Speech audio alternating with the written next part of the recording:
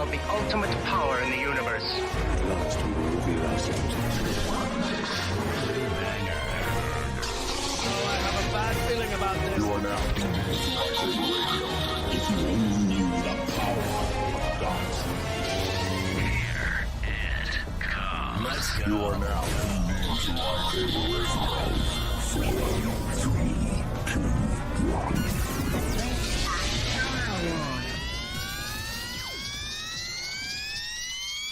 Hello there. Welcome to LightSaber Radio, the most outrageous Star Wars show on the web. If you haven't already done it, make sure you smash that subscribe button as well as the bell icon so you will be notified of all of our future episodes. Also, don't forget to press that like button. It helps get these videos in front of other Star Wars fans so they can get in on the outrageousness. So how's everyone doing today? I'm doing good. I am ready to I'm ready to destroy something. Why are you already laughing? Because I feel bad for you, Gears. Hey, I don't, okay? I just have a more elevated palate, is what it is. Elevated palate. Elevated No, palette.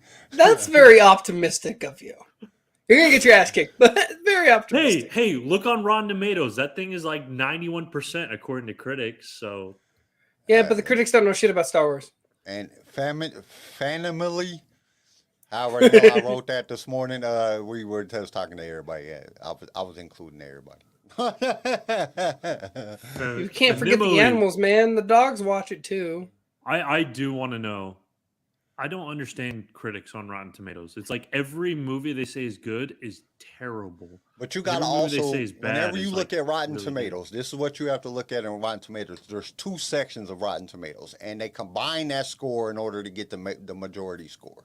Oh yeah. So you have the critics, which critics look at things in a different point of view. They're looking at the scoring. They're looking at, the visual effects. They're looking at all the It's like they're not even looking at the story. Yeah, and then they look at the story, and then they combine all that to give a rating, and that's what they rate it. Then you go to The audience ratings is really messed up though. the audience rating, and the audience rating might be low. So say the critics gave it a 99, and then whatever the critics give it, it gives it the highest point rating, and then they deduct from that on the personal us as as regular people, regular fans, critics. So if it's like at a 99, they say the critics gave it a 99 and everybody else gave it a 50, then it's going to give it a 90 because it automatically the critics take over more than the average viewer.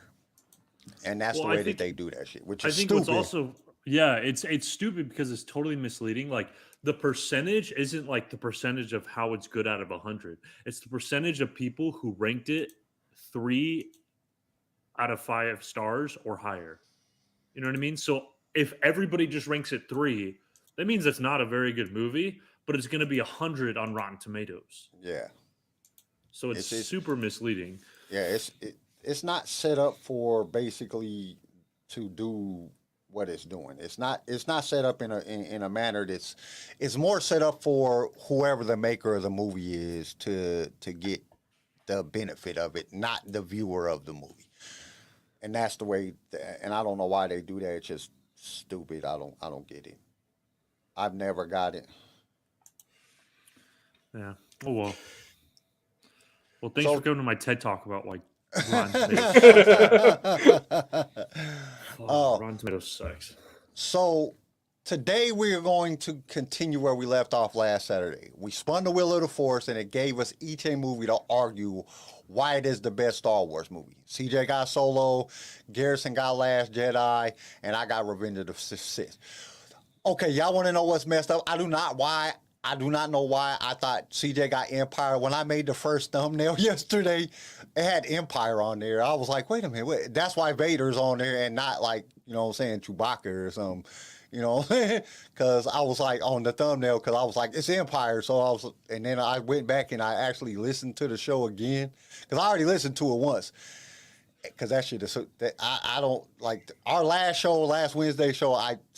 Everybody go watch that shit. Like y'all gotta watch that shit. That shit was hilarious. I don't know where the hell I was coming up with some of the shit I was saying, but it was funny. But so that's what we're gonna do. So we had to come up with why we thought this movie was the best. Okay, which is gonna be hard on Garrison because he got the Last Jedi. But he has to convince us why he thinks this movie is the best, and we're going to argue why we don't think it's the best. And that's on each one of the movies that we got. So I got Revenge of the Sith. Of course, CJ got Solo, which this isn't going to be too hard for me, even though I probably have the most notes ever written about this in the history of time. I probably have right now. I could probably put up a fucking thing online right now and get a gabillion fucking things on why I think Revenge of the Sith is the best thing. But before we get to all that, we got to do the Housebreaker. So CJ got the Housebreaker today. So what you got, CJ? Okay. If you can be a part of any historical event in the Star Wars universe, what would it be and why? Ooh. Any historical event, minimal or the biggest. It doesn't matter what era, doesn't matter what side you're on. Does it have to be historical? Because like the whole movies are historical. Can it just be an event that happened within Star Wars?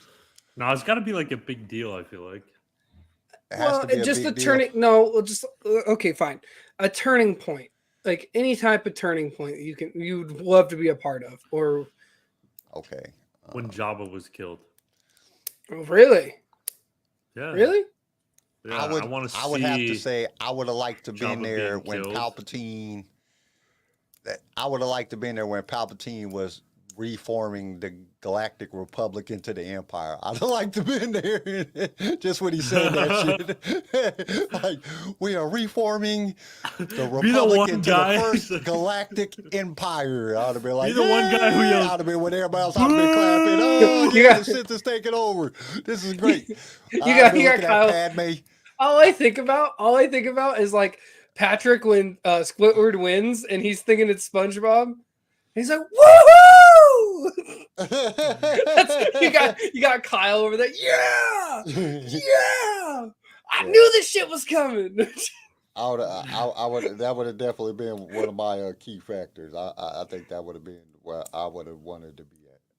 I think that would have been a good scenario. What, Garrison? You said Jabba, really? No, that was just to see Leia in the bikini. Well, that's a turning point. That's a turning point. We got Naked HD.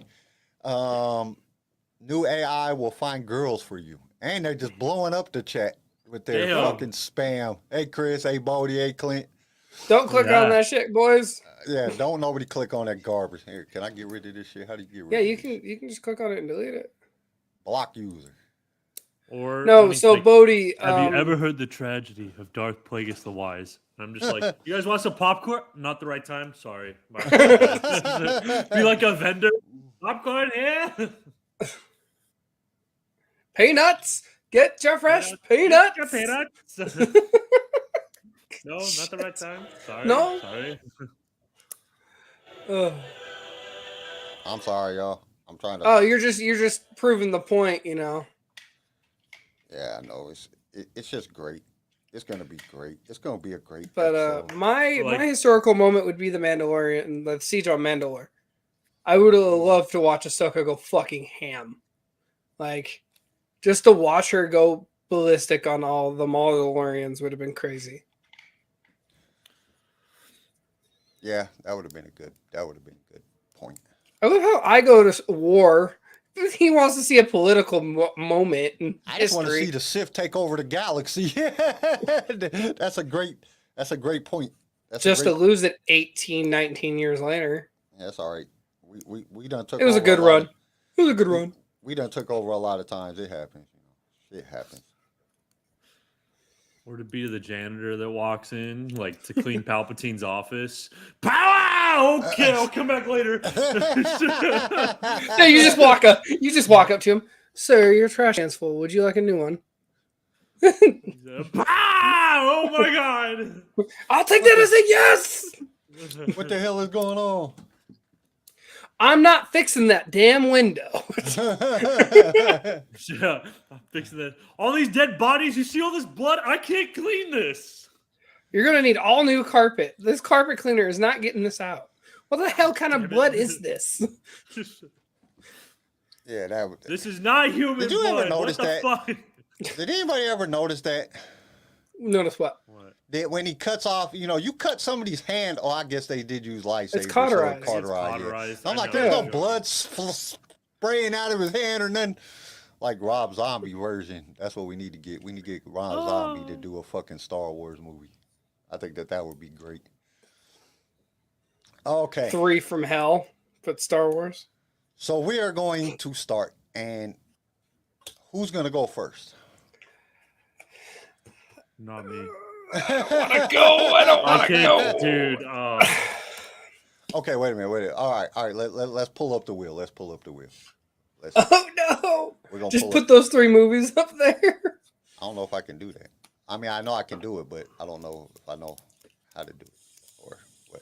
I mean, I know how to IT do it, always but it's having going to to come be. and fix his Let me computers. see. Let me see. Okay, it's not on this one. I got to pull up a different. I got to pull up a different thing. Okay. And this is going to be an easy one. I'm not going to do it all freaking. Okay, it's not on there neither. Where the hell is that? Too many damn. Okay, where is it at? Random wheel selector. Okay. He just got to target to himself. I know. I'm just gonna entertain him. Okay. We're gonna You got go it? Well, I got to go to all the different. I got like freaking 3 wheels. So we're gonna do. Okay. We're gonna do. Let me. Oh, I gotta share the screen first. Hold on. I was like, can you share the screen so we know what we're getting screwed over for? Okay. I'm just gonna do it in the small thing. Share screen. Share screen. Share. Okay. I can blow this up. All right. There we go. All right. All right, here we go. We're gonna spin it. If it lands on your movie, you go first. If it doesn't land on your movie, we're just gonna keep spinning it because I don't want to take all. It takes a long time to take all that shit off. All right. All right, we'll just keep Why don't we do the eliminating number movies. one? Huh? Why don't we do the numbers? 'Cause I don't have the Just number. do one. it. I can pull it up. Oh, it's all right. I'm already on this shit. Let's just That's fine. This is bad. I don't have a good feeling about this. Okay, eliminate. Eliminate. We're not doing that movie. It's not me. It's not me. Spin it again. Come on, Spin it Garrison. again. Come on, Garrison. Big money, big money. Oh, and it's me. Of course it is. Yes. Eat it. Okay. Okay. Now we'll see who goes next. Oh, no. In Garrison. Oh, and me. jeez. Okay. So stop sharing. All right. Noise. Okay. Noise. Okay. So, CJ, Okay. why do you think Solo is the best movie? Now, okay, I want to put a. Shit. I was going to say something funny, but whatever. I had something funny I lined want up. to put a little thing out there. This stating. Disclaimer. We are not saying these are the best movies. Well, I'm saying it's the best movie because Revenge of the Sith. You is my have the favorite best movie. movie. Yeah. But what we are saying is the object of this whole thing is for us to try to convince each other and you why the movie that got selected by us by this dumbass wheel, that we are trying to convince each other and everybody else why this is the best movie. So this is like a debate. We had to come up with good reasoning. So CJ, go for it. Because it just is. Because it just is. No, I mean, it's an origin story. Yes, it got bad reviews and people didn't like it. But you also got to think what it was up against. It was We're up not against starting Infinity off with War. a very Hold on, compelling- stop it. Argument. Give me a minute. Give me a minute. It was up against a prominent Marvel series that was coming to an end.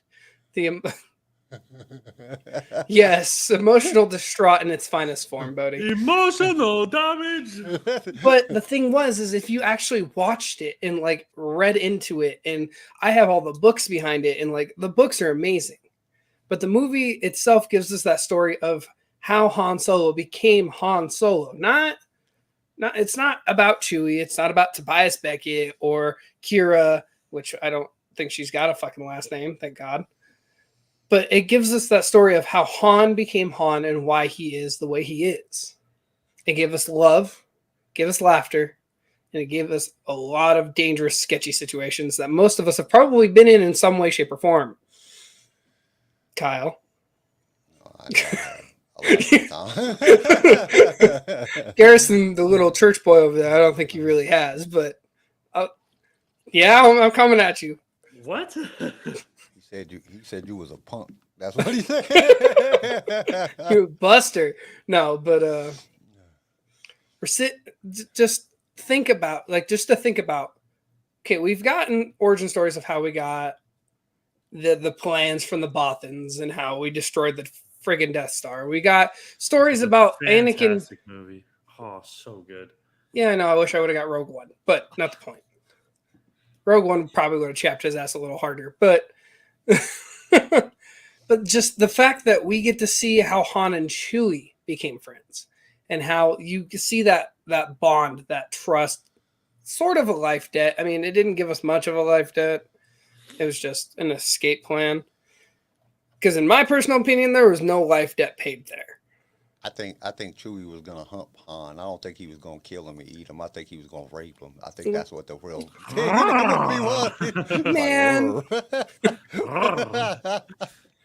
That growl kind of threw me off, though. I can't lie about that one. He was like, I don't want to hurt you. Just come here. I just haven't been with nobody in a very long time. My wife is Bodhi. I didn't. So Bodhi, hold on. Let me explain something. I didn't watch any of these movies because of one reason. Solo is my favorite independent story about a character. Revenge is in my top 2 behind ESP in my favorite Star Wars movies. And The Last Jedi I have hated since it came out. So I didn't have to watch any of these movies because I've watched Solo so much that I didn't have to go into all 3 of them because I wanted to get all the good points so I could like literally just come in and devastate y'all because I'm an asshole. Yeah, I know. Notes. I got pages and pages of notes. Y'all gonna hate when I get to my movie. But the thing is like we see love. Like to find out that Han's first love wasn't the Falcon, which I think is still bullshit, but it was Kira. And the fact that it gave you that point of he doesn't care what he's got to do. He doesn't care if he's got to join the Empire. He's going to get back to Kira and give them the life they deserve. He was going to go to jail if he didn't. No, he was not. Yeah, that's the he was going to get killed. The Empire. He was going to... It's back. These people, what the hell? It's back. I already blocked the ones. Block user. Get your naked asses out of here. No, he wasn't going to go to jail. He's going to go to the crime syndicate and kill him. X, Y, and Z. Kira is bae. Yes, she is bae. Hey, Kira. Okay, now honestly, now this is okay. Damn, bro. How the hell did they keep doing that? They got like 30 different pages doing it. What the hell? Block user. I'll say it then. I feel the argument that you started with, how it came out at the same time as whatever it came out. What it came out with the same time? Infinity War. Okay. I feel like that's a bad argument because, right, it might not have got as high of ratings and as many people watching it, but the people who it wouldn't have had as many views, but the people who watched it still didn't rank it very well. Didn't rank it because they didn't want anybody but Harrison Ford, but Harrison Ford is done. I understand. The only argument that you can have with that argument is what I'm saying. You can't say, it's because it came out the Infinity War. No, that's not the reason it didn't do well. Yes, it is. Do well. You agreed with me. People didn't like it is because it just wasn't that good. Honestly, because we have seen Star Wars films come out at the same time as other movies that were blockbuster movies, and they did well. So I agree with Garrison on this. That I don't think that was the real reason. It just you can argue that the views I like Solo, because it came out at the same time, and that's fine. But you can't say people didn't like it because it came out at the same time as another movie. Well, you gotta think you're giving us a story that nobody asked for, compared to a story that is coming to an end. What are you gonna see, and how are you gonna go into it critiquing? You're gonna go in and for one, nobody knows who Alden Ehrenreich is. He was in Supernatural and he had played in a couple movies prior.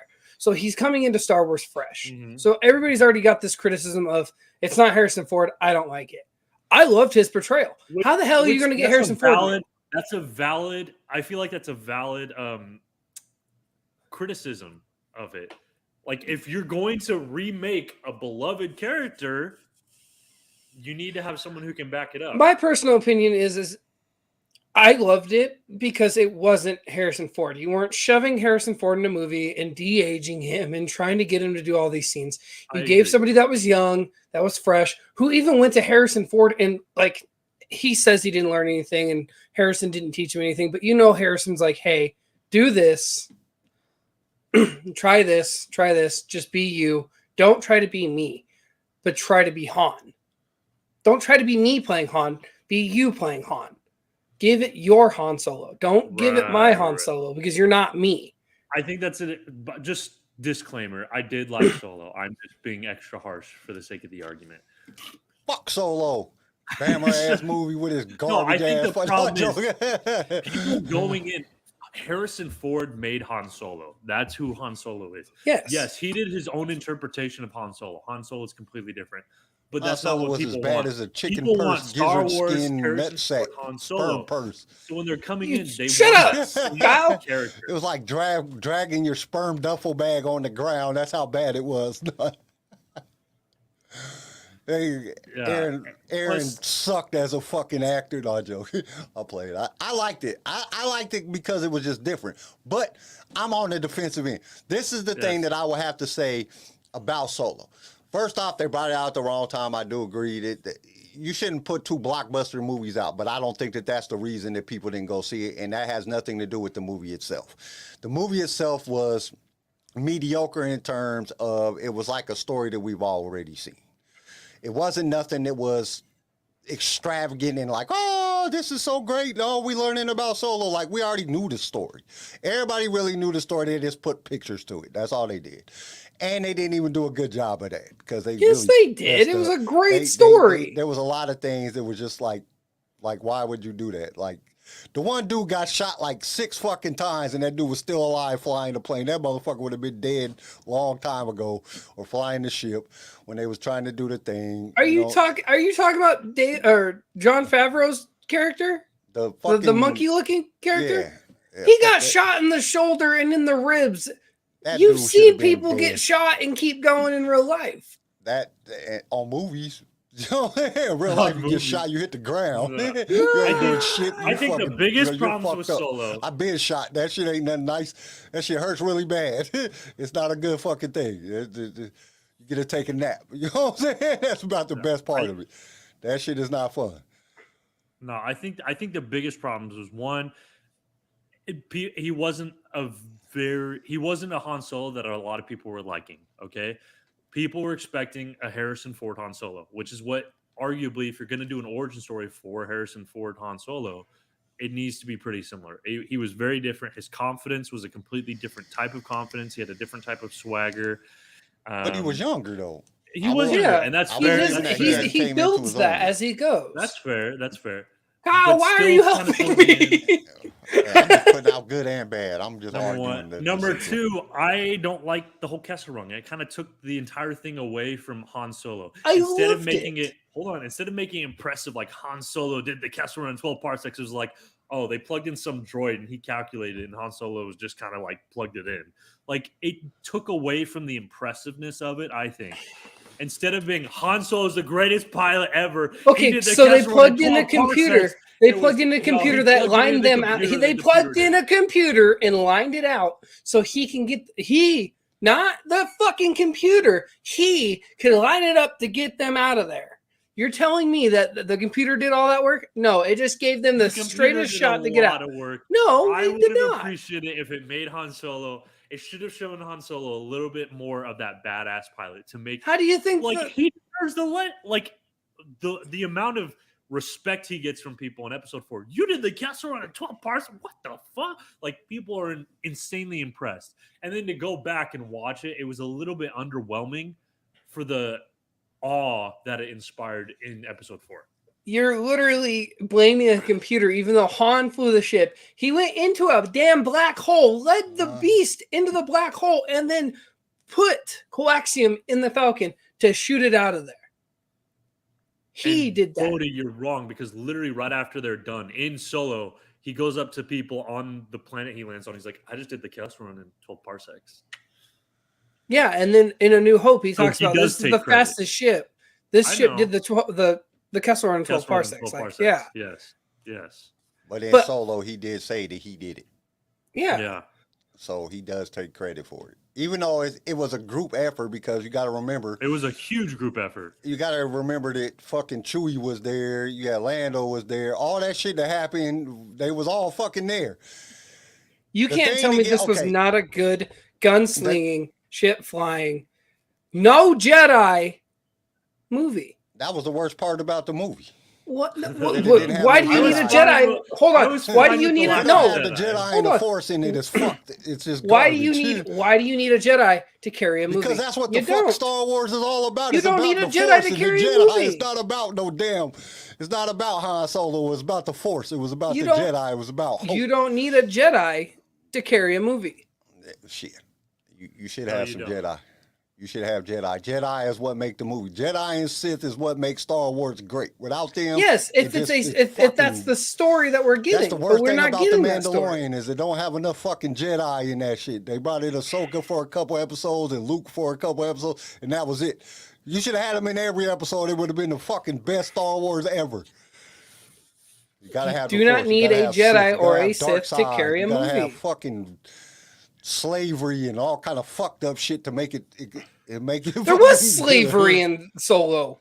The there was. Wookiees. The Wookiees was slaves. I don't think you need Jedi in a Star Wars movie. Nah, you I gotta don't have think Jedis if in you a can't Star if Wars you movie. can't make a Star Wars movie without Jedi's, don't make a Star Wars movie. No, Rogue fuck One that. is I a mean, prime we've example seen of that. Mandalorian. What are you talking about? The Force It's a was in TV show in scene. Rogue One.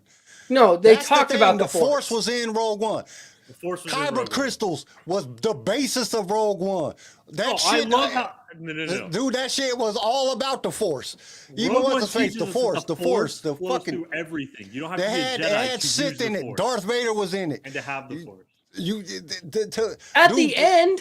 Every He great had a Star, minute look and at a half. every great Star Wars project. Every great Star Wars, all the great ones have something to have to do with the Force or Jedi or Sith in it. Every single one of them. Yeah.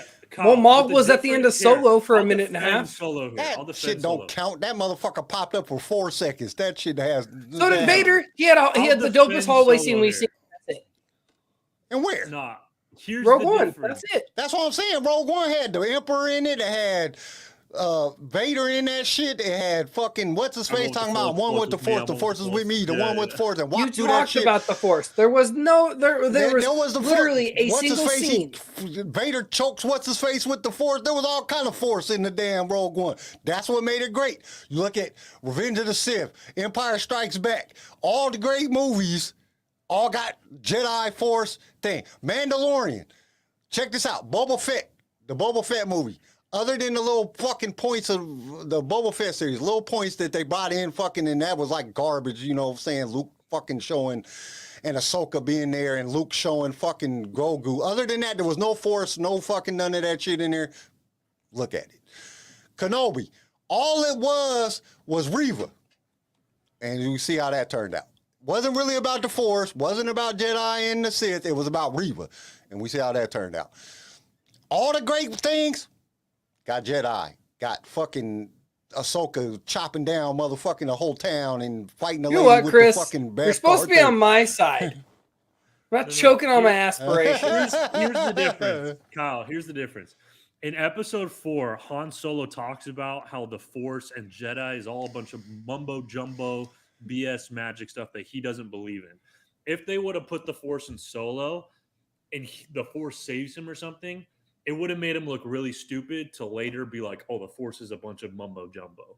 You needed that's true. his origin story. Ancient couldn't have the religions Force. and hokey Ex- weapons. Yes, thank Or you. hokey religions and ancient weapons Thanks. I are couldn't no think- match agree for with a that. I good agree with that. blaster. I'm just Yeah. saying that. And you needed an origin story that reflected that idea and why he But believed that. on the other hand, we can argue on on Garrison's movie that the Force and the Jedi didn't make that shit no better because it was. Oh, shit. It made it worse.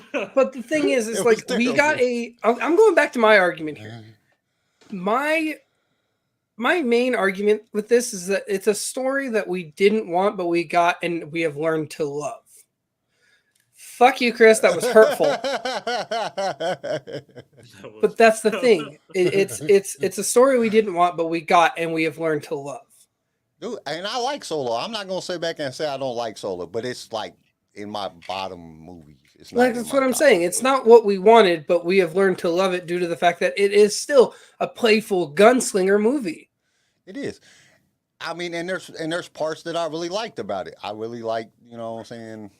What did I like about it? I liked that Chewie was gonna rape Han in the beginning. That's about it. That's all. I liked when Han shot Tobias at the end, and Chewie's like, "Oh shit!" Like, you had that. Am I next?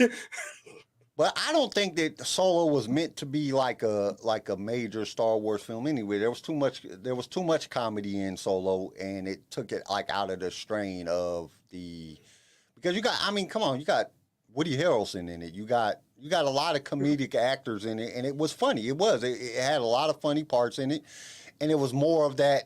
It had more of a comedic role in it, and I think that's one of the reasons I liked it. But I think that's one of the reasons it didn't do as good, is because people thought that it was not the same.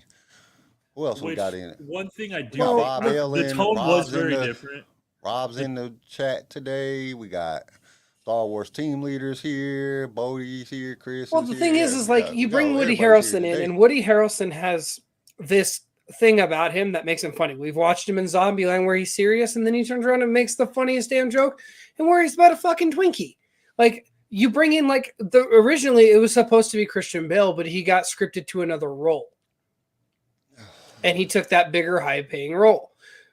Could we see Tobias Beckett as Christian Bale? Yes. Would that have made it better? Probably not. Woody Harrelson brought the humor to it. Yeah, and that's what we needed out of that. Things I liked about the movie, you know what I'm saying? That it had that comedic role, but a lot of people didn't like that because Star Wars, it has comedic roles, has comedic parts in it, you know, in other Star Wars, but they weren't. That wasn't the basis of the movie. It was kind of like they based the movie more on the comic role, on the comedic roles than they did. I feel like in Solo, it's okay to have the different, slightly lighter and more comedic tone because it's technically not a Star Wars movie. It's a Han Solo movie. And because it's a different character, a very unique character to the rest of Star Wars, he's very different tone-wise versus all the other characters in the original. You need to have a movie that reflects that. And I feel like that lighter tone kind of helped with that. And the other argument I have, they went through 3 directors before Ron Howard was personally asked to take it over. So you're dealing with back-to-back directors quitting, can't handle it, don't want to handle it, don't want to work for Lucasfilm, don't want to work for Disney, to the point where it wasn't even going to happen until Ron Howard's like, dude, I'll take it. I'll take this. And Harrison encouraged me to take this. Harrison Ford, the guy has known Ron Howard since he was 16, 17 in American Graffiti, told him, hey, take this movie. If Harrison Ford didn't like it, Harrison Ford doesn't keep his damn mouth shut. Chris brought up a good point. He said, I think it's harder to argue that the show movie without Big Force or Jedi Sith aspect to it is going to have a harder time getting fans aboard when a good percentage of Star Wars fans just want to see that. And that's the truth, because that's what Star Wars has brought to us. They were going to, okay, if you watch Unearthed, they talk about it. They were all trying to get George Lucas to take the Force out of the fucking movie. Like everybody was like, dude, what is this Force thing? Like, take that out. Like, dude. And he was like, no. And that's what made the original trilogy. That's what made Star Wars this cosmic force that nobody really understands what it really is. Then he came back and he explained it in the prequels, what it actually was. Then it made a little bit more sense. But it's because of the Force. The whole thing is about the dark and the light side of the Force. It always has been. That's what it's about. So without that, it's very hard to draw in Star Wars fans because that's what we want to see. And it's hard to do that and they even did it in Solo. They just did it in a stupid manner when they brought in Darth Maul at the end.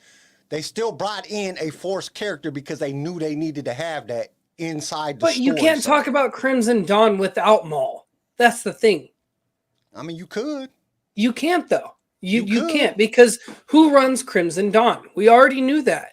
We already know but that who ran doesn't Crimson necessarily- Dawn. Okay, I mean, let's be that- honest though. That little Garth Maul cameo with his lightsaber, that was fan service, dude. Like Yeah, he had that's all no it was. It reason was to fan ignite service his because they needed to lightsaber bring at in all. somebody that This had is to a do with the movie. Force.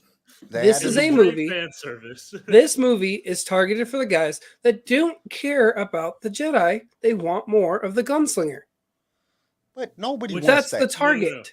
That's fine. I'm fine with the lack of Force in Solo. I would have been mad if they put Force in Solo. I'm Because it fine would with the lack of counter, Force. it would contradict But- what Han Solo But said, that's like you also said. why It is Solo a fair did such sucky criticism that things in the people aren't box gonna office like because that. nobody was like, I don't want to see this. I want to see some Jedi and some Sith go battle. Right. That's what they want to see. They want to see Revan. They want to see, you know what I'm saying? Like, We're not I going don't to get care Revan. about those Star Wars fans because they're just not thinking. They just want to be, yeah, Force. No. hey, I'm that Solo's a fan. I movie want to that see the should dark not have side Force in devour it. the shit and fuck people up. That's what I want to see. I want to see somebody get their head cut off with a lightsaber. That's what I want to see. I don't Of want to course you see. do. That's I not wanna see- surprising coming from you. All right. Okay. All right. So, what? How do y'all think that CJ did on? I didn't his- even get to say my closing argument. Okay, say your Oh, closing argument. closing Say your arguments. closing argument. Go ahead. My Word law. closing argument is that if you sit here and you look at all the other movies, Rogue One, yes, I can admit it does have the Force in it, but it talks about the Force. You have glimpses of Vader. We, as Solo fans, me and the few, like maybe 50 others, have to sit here and defend this, that we don't need the Force to run a movie.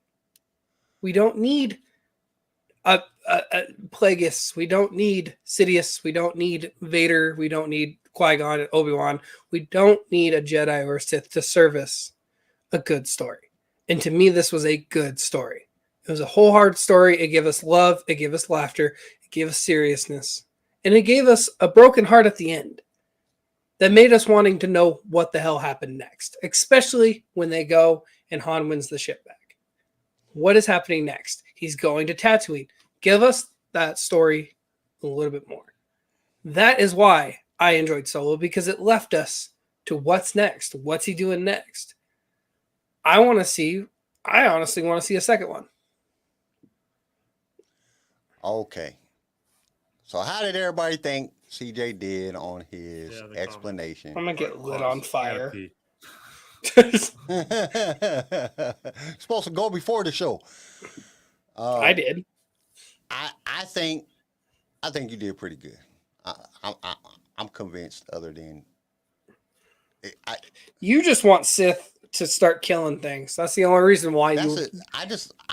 Dude, that's what intrigued me about Star Wars was the Force and the Jedi and the Sith, the samurai aspect. George knew what he was doing when he was creating Star Wars. We Yes. wanted to see that galactic star, you know what I'm saying, galaxy universal samurai warrior out there fighting for the good of the galaxy. That's what he knew what we would want to see. That's why it worked.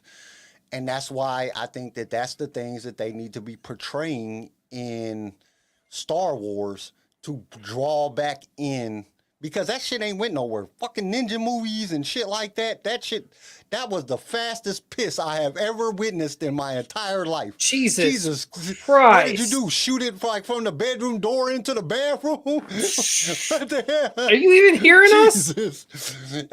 He had a water fountain coming out his dick. You know He's what just I'm sitting there, saying? just from the door, just come on, a little bit more. But nah, that's what, and you know, like ninja movies and samurai movies, they still do great in the box office. They still do wonders. People still love to see that because even younger people love to see that aspect. They love to see this dude. This thing ain't got a gun. He got a sword, and he's out here fighting, and that's what they're fighting with. That's what people want to see. That's what the young people want to see. That's what older people want to see. That shit don't go nowhere. And George knew that it was something that was internal. And that's why the Force and lightsaber battles will always do the best in movies. Well, except I have an for- argument Okay. to that. You have to. Westerns. Everybody loves a good John Wayne or a good Clint Eastwood movie. But okay, I have an argument for that. If I was downstairs watching a Western, which I do because I like Westerns. I love If I was downstairs So watching do a I. Western and my son and his friends come in, they're not going to watch that shit. They're going to be like, what the hell are you watching? Motherfucker, Like, I would they're come not gonna over watch just to that watch. shit. They're Because gonna the younger go generation is upstairs trash. and play video games. That's a terrible argument. Younger generation is terrible. They are not ones to trust. They don't when it enjoy it. comes I to grew good up. movies. How old's your son? My son is 14.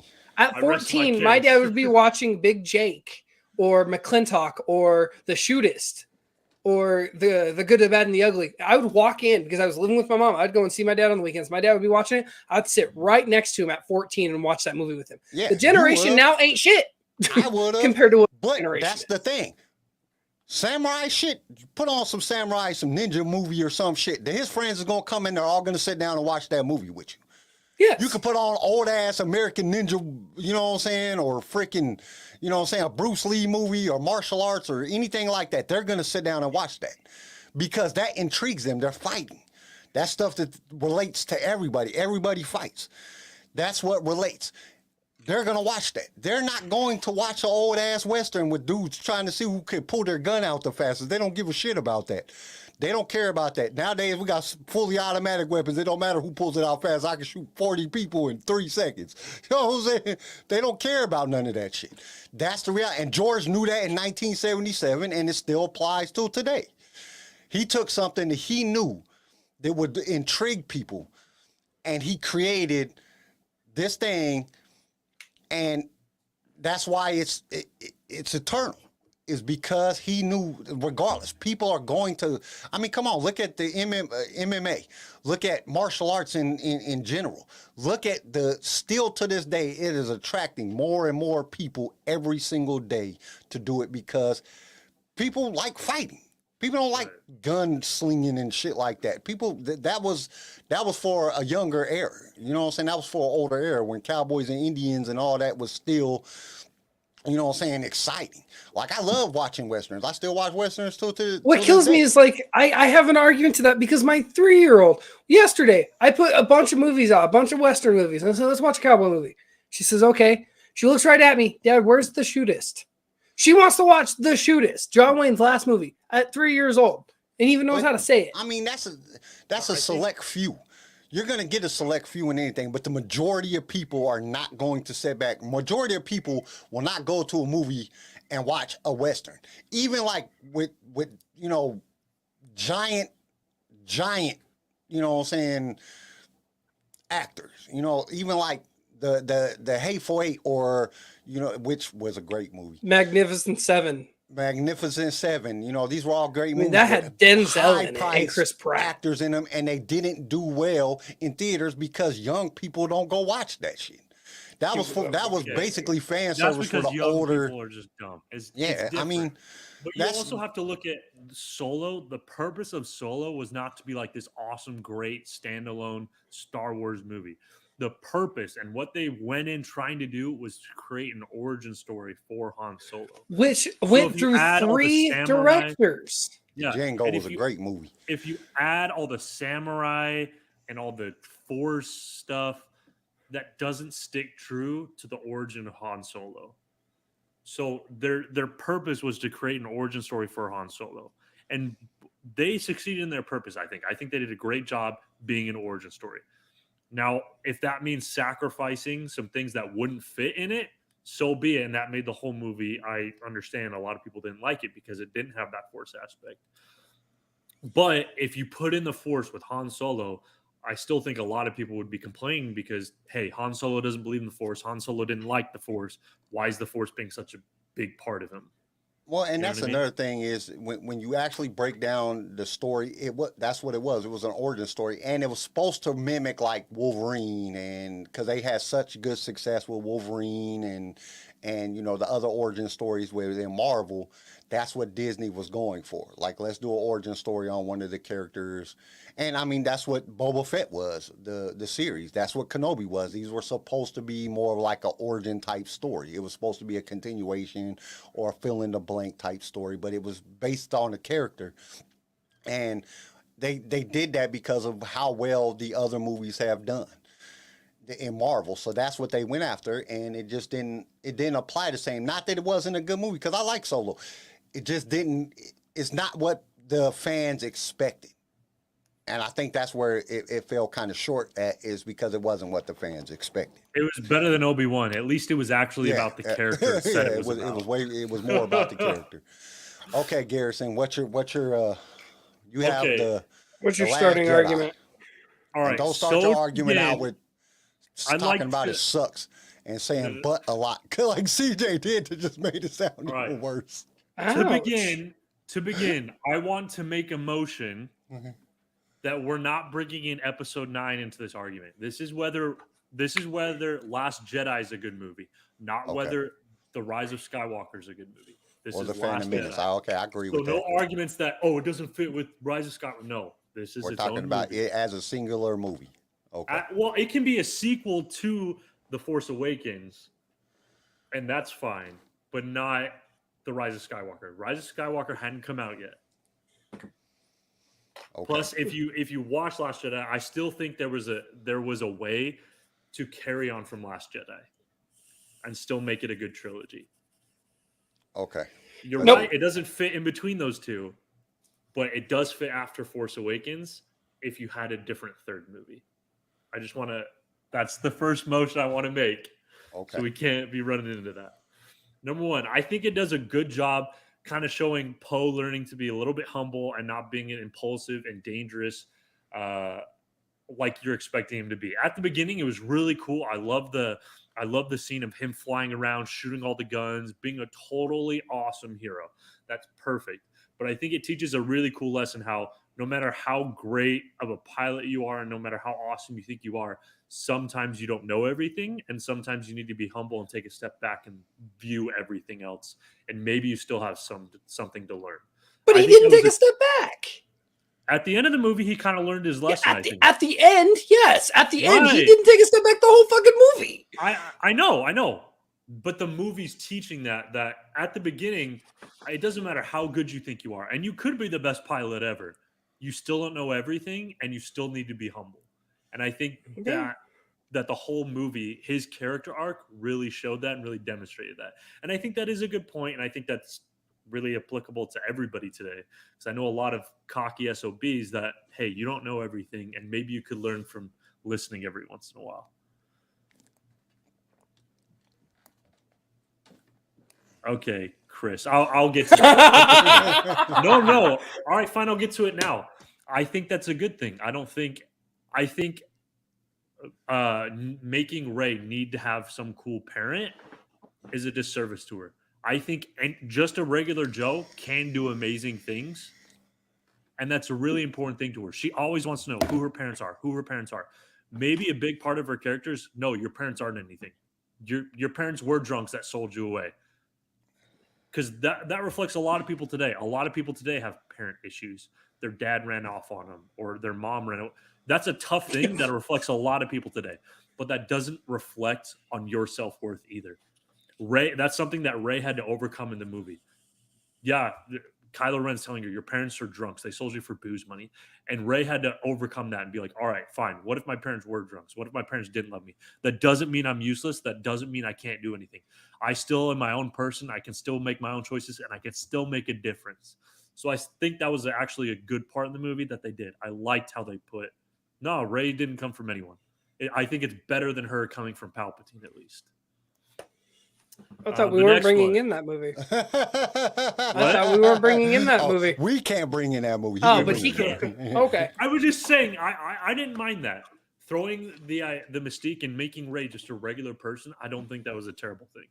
Now, I will say it's a terrible thing if you're expecting us to believe that she's some Force prodigy. If you want her to be some big, amazing Force wielder that can take on Kylo Ren for the first time without any training, Who was Yeah, trained you by probably- Luke Skywalker, the yeah. greatest Jedi ever? you probably need a little bit more than just One of the. nobody Sorry, let me parents. rephrase the You statement. need to One have her of a little the. bit more training. Yeah. So that's the one thing I will give it to you. All right. The second thing I like, the sacrifice that all the rebels are willing to do. Like, they're just a random rebel bomber willing to sacrifice herself and let all the bombs drop in order to complete the mission. I like that. I also liked how that whole mission ended up being not a good idea, and how sometimes we work our butts off and sacrifice everything for a bust that doesn't work. I like how it shows that sometimes, no matter how hard you work and no matter how much you give, you're still going to fail. You're still going to mess up, because that's the way life is. A lot of times movies, they show if you work hard enough, you can change the world. No, that's not always the case. You work hard enough, you'll still fail sometimes. That's just how life works. And I like how it kind of showed that a little bit in the movie. It shows characters giving a lot and still failing. The visuals were amazing. There were lots of different color, lots of different things. It was awesome. I like that. Hugh Hefner outfit on Snoke was dope. I liked that a lot. A lot of people think killing off Snoke kind of sucked. I didn't mind it so much because it showed Kylo Ren being a true Sith. Because a true Sith wouldn't sit and listen to a master that they don't respect and that isn't more powerful than them. Kylo Ren killing Snoke kind of showed the true rule of two Sith and how he's ready to take on for himself. Episode 9 didn't really follow that, but I feel like they could have. I think it really showed Kylo Ren's full transformation to the dark side and how, you know what? No, I'm dark now, and I'm going to be the Emperor. I'm going to be the next supreme leader. It's my turn. And I wish they would have continued that on with episode 9. So I liked how they kind of killed off Snoke out of nowhere. I wish they would have given more of a backstory to Snoke, though, and showed who is this guy? How did he just rise to power out of nowhere? I wish they would have had some kind of backstory to Snoke. I like Rey's persistence with Luke, how she's always trying to get Luke to train her. She's constantly persistent. It kind of reflects back to no matter how hard you try, sometimes you fail, and you just got to keep trying. You just got to keep grinding. I like how the chick who took over for Leia. Thank you. I like her character arc, how it shows sometimes people that we don't like, because it kind of painted her to be some bitch. She's kind of a bitch when you first meet her, and you don't like her, and you think she sucks. I hate her. And then it shows at the end, no, she's not a bitch. Sometimes we misjudge people. And I kind of like that, how sometimes the people we misjudge and we don't like can actually be really good at the end and can actually be heroes.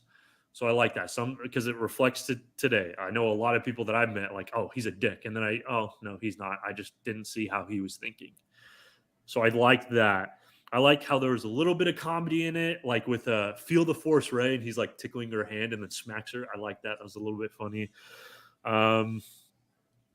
And then the idea that part sucked. What are you talking about? What are you talking about? When you see, I thought that was, wait, hold on. Hold on. It was stupid, but it was funny. It was funny. Hold on. When you see that scene, right? And you're like, oh, that was funny. And then you get the Mandalorian and he's so serious.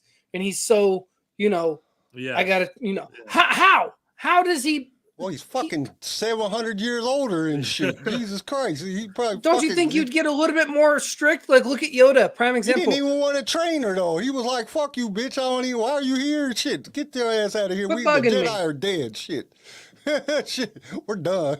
Why are you here? You know what I'm saying? Like, so. It was good comic relief. Stupid. It was just dumb dialogue. Like, what the hell? It was a good comic relief moment, but it wasn't needed for a character that is so serious about the Force. Right. I can understand that, I guess. I liked a little bit of comedy. I think it needed a little bit of comedy, but I can see where you're coming from. And okay. The next thing that I really like, how Yoda says the greatest teacher failure is. And I feel like that's a common theme throughout the movie, that you try hard, you're still going to fail, but those failures are what ultimately can define you. How you proceed, how you move on from those failures. You also gave Yoda a moment, and I pulled this up before we got on, when Luke's freaking out about the Jedi text, and Yoda looks at him and says, page turners they are, huh? No, Yoda's not that funny. He's not. He's a little weird, but he's not that funny. I think there's no way. I think this is a different Yoda that we've seen. Yeah, I think this is a different Yoda that we've seen. Because in episode 6, Yoda is a little bit more funny. Yoda is kind of wild and crazy. The Yoda that Episode we 6. know is from Yeah. You mean episode 3? what, You got 3 Yeah, 3 because he's like and you know 5 he's like and he's 6. like cracking 5 shit. and He's 6. like cracking jokes on like if so powerful you are, why do you leave? You know what I'm saying? Yeah, Your 5 and reign 6. Why are is- you fleeing? Yeah, 5 and your 6. reign is I feel short. like You that know is what a I'm little bit saying? of Like Yoda. so, he was kind of funny. I don't feel know, like I we're like used that part. to. I like Yeah. that they brought Yoda into the movie. I think I love that they brought Frank I will Oz. say it was a fan service, but it was one of those fan services that was good Right. because you got him sitting there and you expect Obi-Wan to pop up. You just expect that, and then Yoda pops up. So it kind of caught you off guard, like, oh shit, it's Yoda's back. Oh, that's cool. And then the way he's like cracking jokes, like, dude, some stupid ass books. Them books don't mean shit. They don't make you a Jedi. You know what I'm saying? Right. So I like like that. that because it was I think, clever, but not well placed in my eyes. nah. well, because I nothing think in the whole movie prequels was we well got placed. used to a very serious Yoda. In the prequels, we got used to a very serious Yoda who took himself seriously, thought he was one of the best Jedi ever, which he was. But I feel like that clouded his mind, and that's what allowed Palpatine to rise. And Yoda in the original and Yoda in this one, it's a Yoda that's grown, has matured, has realized his mistakes, and is now willing to laugh at himself. And I feel like that's what that page turners they are. He's kind of making fun of how he used to be. He used to very strict Jedi code adherent, and that's why the Jedi Order failed. It's not all about strict dogma. Sometimes you got to trust in the Force and open up and not be so close-minded. And I feel like that's Yoda laughing at himself a little bit. He's grown, he's matured, he's realized his mistakes, and he's trying to help Luke understand the same thing. Well, Andy's been talking to Qui-Gon for some years, Yeah. and that's how Qui-Gon's funny was. as shit. Qui-Gon was more of a follow the Force. Screw the whole, you know what I'm saying, Jedi philosophy and orders and laws and rules. Like, dude, I'm gonna do what the Force tells me to do, regardless of what they say. And Qui-Gon was funny. He had a playful manner to him. That's why So- Obi-Wan was playful, because of Qui-Gon. He had a playful manner to him. Since Yoda was talking to Qui-Gon before he died, and then after he died, they probably chilling and talking, you know, within the Force. You know what I'm saying? I think that Qui-Gon kind of maybe would have been like, you know, this was your mistake. So now that Yoda comes back to Luke, he's like, hey, you know, yeah. Because I feel like one of Yoda's them biggest books. flaws was the fact that he was super strict to Jedi code and he took himself too seriously. This is him learning from his mistakes. He's not taking himself too seriously, and he's understanding, hey, we need to step back and trust in the Force, not necessarily what the rules say. So I kind of like that. That's all I have, but I want to go back and kind of talk about these comments. The mystique of Rey's parents, I kind of talked about that, but also at the same time, I like the idea of her not having important parents, how it is kind of a disappointment because Rey has to deal with that disappointment. But at the same Shut up, time, CJ. The Last Jedi, I wanted to Damn say you, something Ace. too. You saw it coming too, you I fuck. wanted to say something too. at the same time, Last Jedi doesn't confirm that either. The only information you get about Rey's parents is Kylo Ren saying this. Yeah. And that's even greater because Kylo Ren is using the dark side, finding her insecurities and hitting on those to make her falter, to make her And he weaker, hit on her to too, make though. her sad. I'm He's still trying to get figure her. out- I'm He's still trying to figure out how destroy send him her the book. esteem.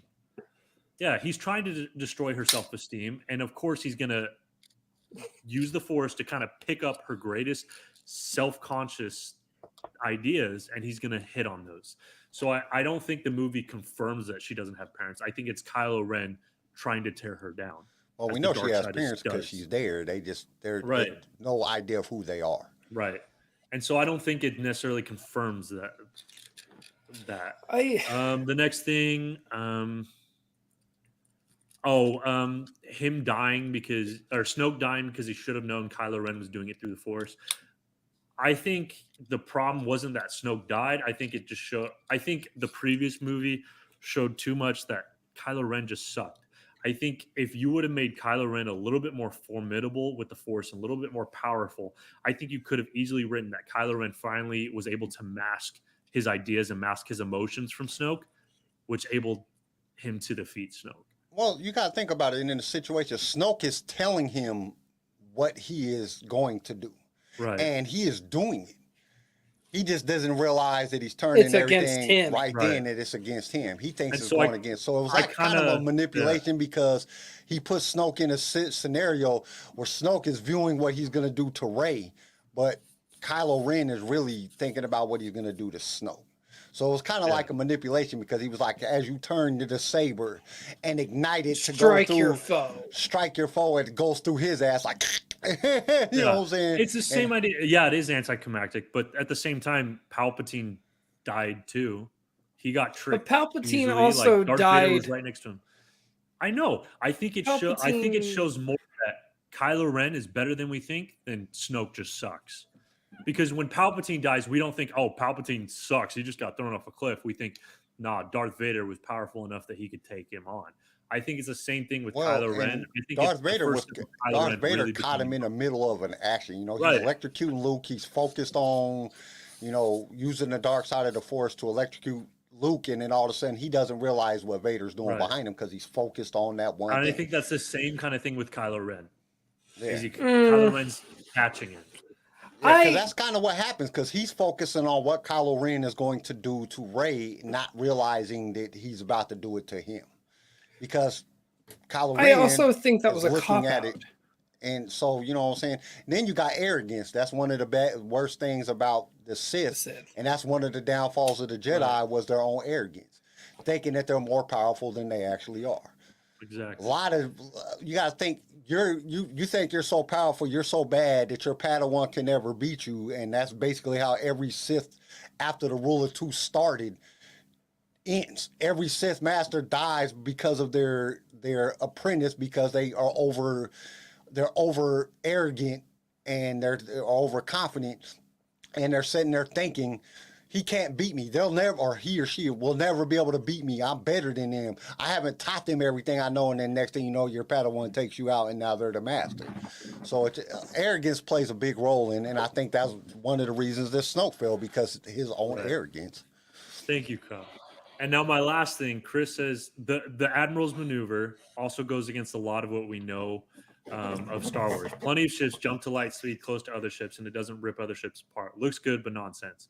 The only thing I do have to disagree a little bit with that is because she ran into the ship. Instead of just light speeding over him, she light sped right into the ship. Yeah. And I like kind of the science behind it, where like force equals mass times acceleration. You're accelerating that fast, yeah, you're probably going to rip a ship apart. Well, And so I in would- Empire The only Strikes thing that Back, bothered- or in A New Hope. This is And one then- of the things that bothered me about that scene. Okay. First off, it just like, dude, you hit light speed and you fly into another ship. You are both exploding. It's not just Right. gonna rip through the freaking ship and just rip a chunk off the ship.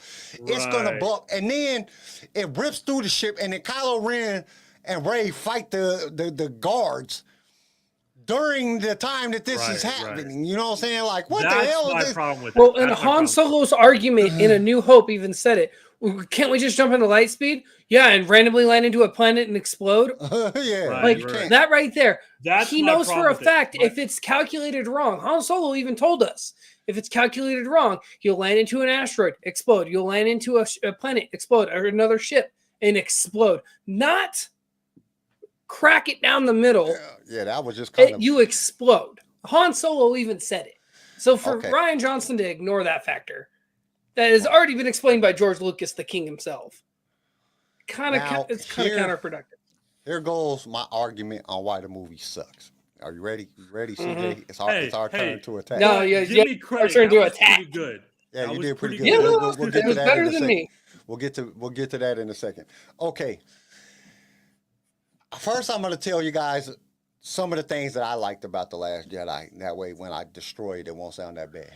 I like the visuals. The visuals was amazing. Ryan Johnson did a great job at the visuals. The sound effects were all really good. They were really timed out well.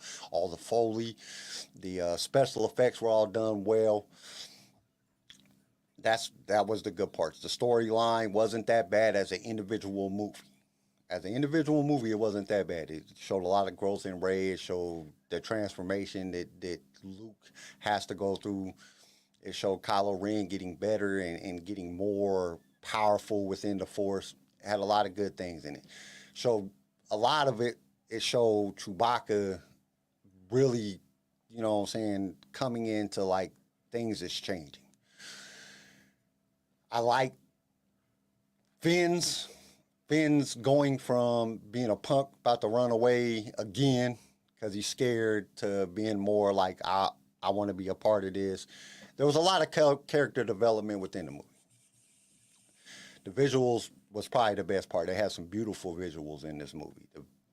The landscaping and just stuff, it was beautiful. I can't And argue on that one. The theme was fantastic. I love I the can- theme of try as hard as you can, you're still gonna fail, and failure is the best teacher.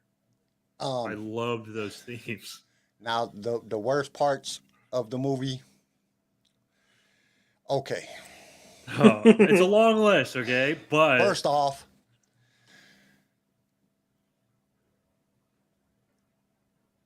they killed Luke. The Yes, dumbest they- freaking possible way they ever. knew- No. They're like, I'm fine with how they killed Luke. I could deal with it. If they How? didn't- How are you okay with no. that? I'm fine with them killing Luke like that if they hadn't completely neutered him into a stupid character. My biggest problem is what they did to Luke's character. Not to how then he they killed him. died, but to his character. Chris got a point. Although interesting that Garrison completely skipped over the whole casino scene. Oh, I did have a comment on that. Okay. I thought it was interesting because Disney was the casino scene was a perfect foreshadow of what Disney would later create out of Star Wars with like $5,000 drinks and cruises. It was perfect foreshadowing, I think. Okay. They killed Luke off. First, they made him in a scary little punk that ran away from Snoke after you done defeated the freaking Vader and the Emperor, even though Vader really killed the Emperor, but it was the Force and He his kind of took out caring, Vader. You know what I'm saying? And his caring about his dad, it turned Vader back to the good side, and Vader threw Palpatine over the thing, or Sidious over the thing, and killed him. But anyway, Luke defeated them both. Snoke and Kylo Ren, both punks, and you running from these cats, made him out to be just a straight girl. And then, I shouldn't say that because, there's some pretty powerful girls. They Not just right. made him out to be a punk. Okay, then they killed him off, sorry. Then Leia flying in the ship. Okay, That shit was garbage. stupid. You can't be in space That and was- survive. That was stupid. You're going to die. I can't. Yeah, The whole story I mean, I know plot- I know their excuse for it, but I completely disagree with it. I think it's very stupid. It was just garbage. The way that Rey was just lifting up giant ass stones after 3 days of training with Luke and the fucking thing, and it took Luke and all the other Jedi younglings and everybody years to pick up shit, and she just picks it all up so they can run If it out and was go get in the Leia Falcon. doing it, I Dumb wish as they would have hell. had Leia doing it. You know what I'm saying? The way that I'm just gonna put it like this, because if not, I'll be here forever. It was so stupid, the things that Rian Johnson did in this movie, that it made it good. It was so dumb that it made it actually a good movie. But the Because atmospheric pressure. Hold on, I gotta pull Clinton's point up. That was different. Those planets were so close to each other that the atmospheric pressure from both planets were connected. That way he could fly through them. And he was also using the Force. Plo Koon was using the Force to hold his breath in, and his aspirator also helped him do that. Yeah, he could. Plo Koon could actually, his aspirator can, if you go back and you look at some of the comics and you look at the Clone Wars, he can adjust it so he can be able to. It's not for long. He can't do it for that long, but he can. It can help him where he can draw air from nothing, or because he don't even breathe air, he breathes something else. He does. That's why he has to wear it all the time.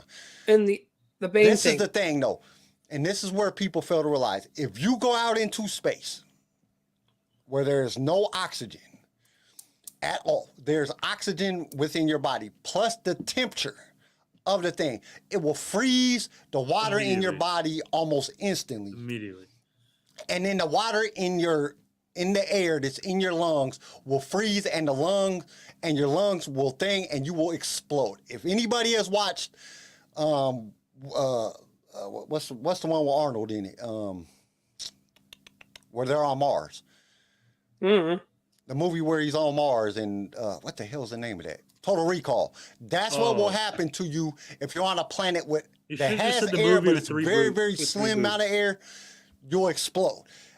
In space, your body will explode because of the freezing. Your body will break apart almost instantly. You cannot be in outer space where there's no air and it's beyond what you could believe as a temperature of cold. You cannot survive, even for that time period. That was the dumbest shit that we ever seen.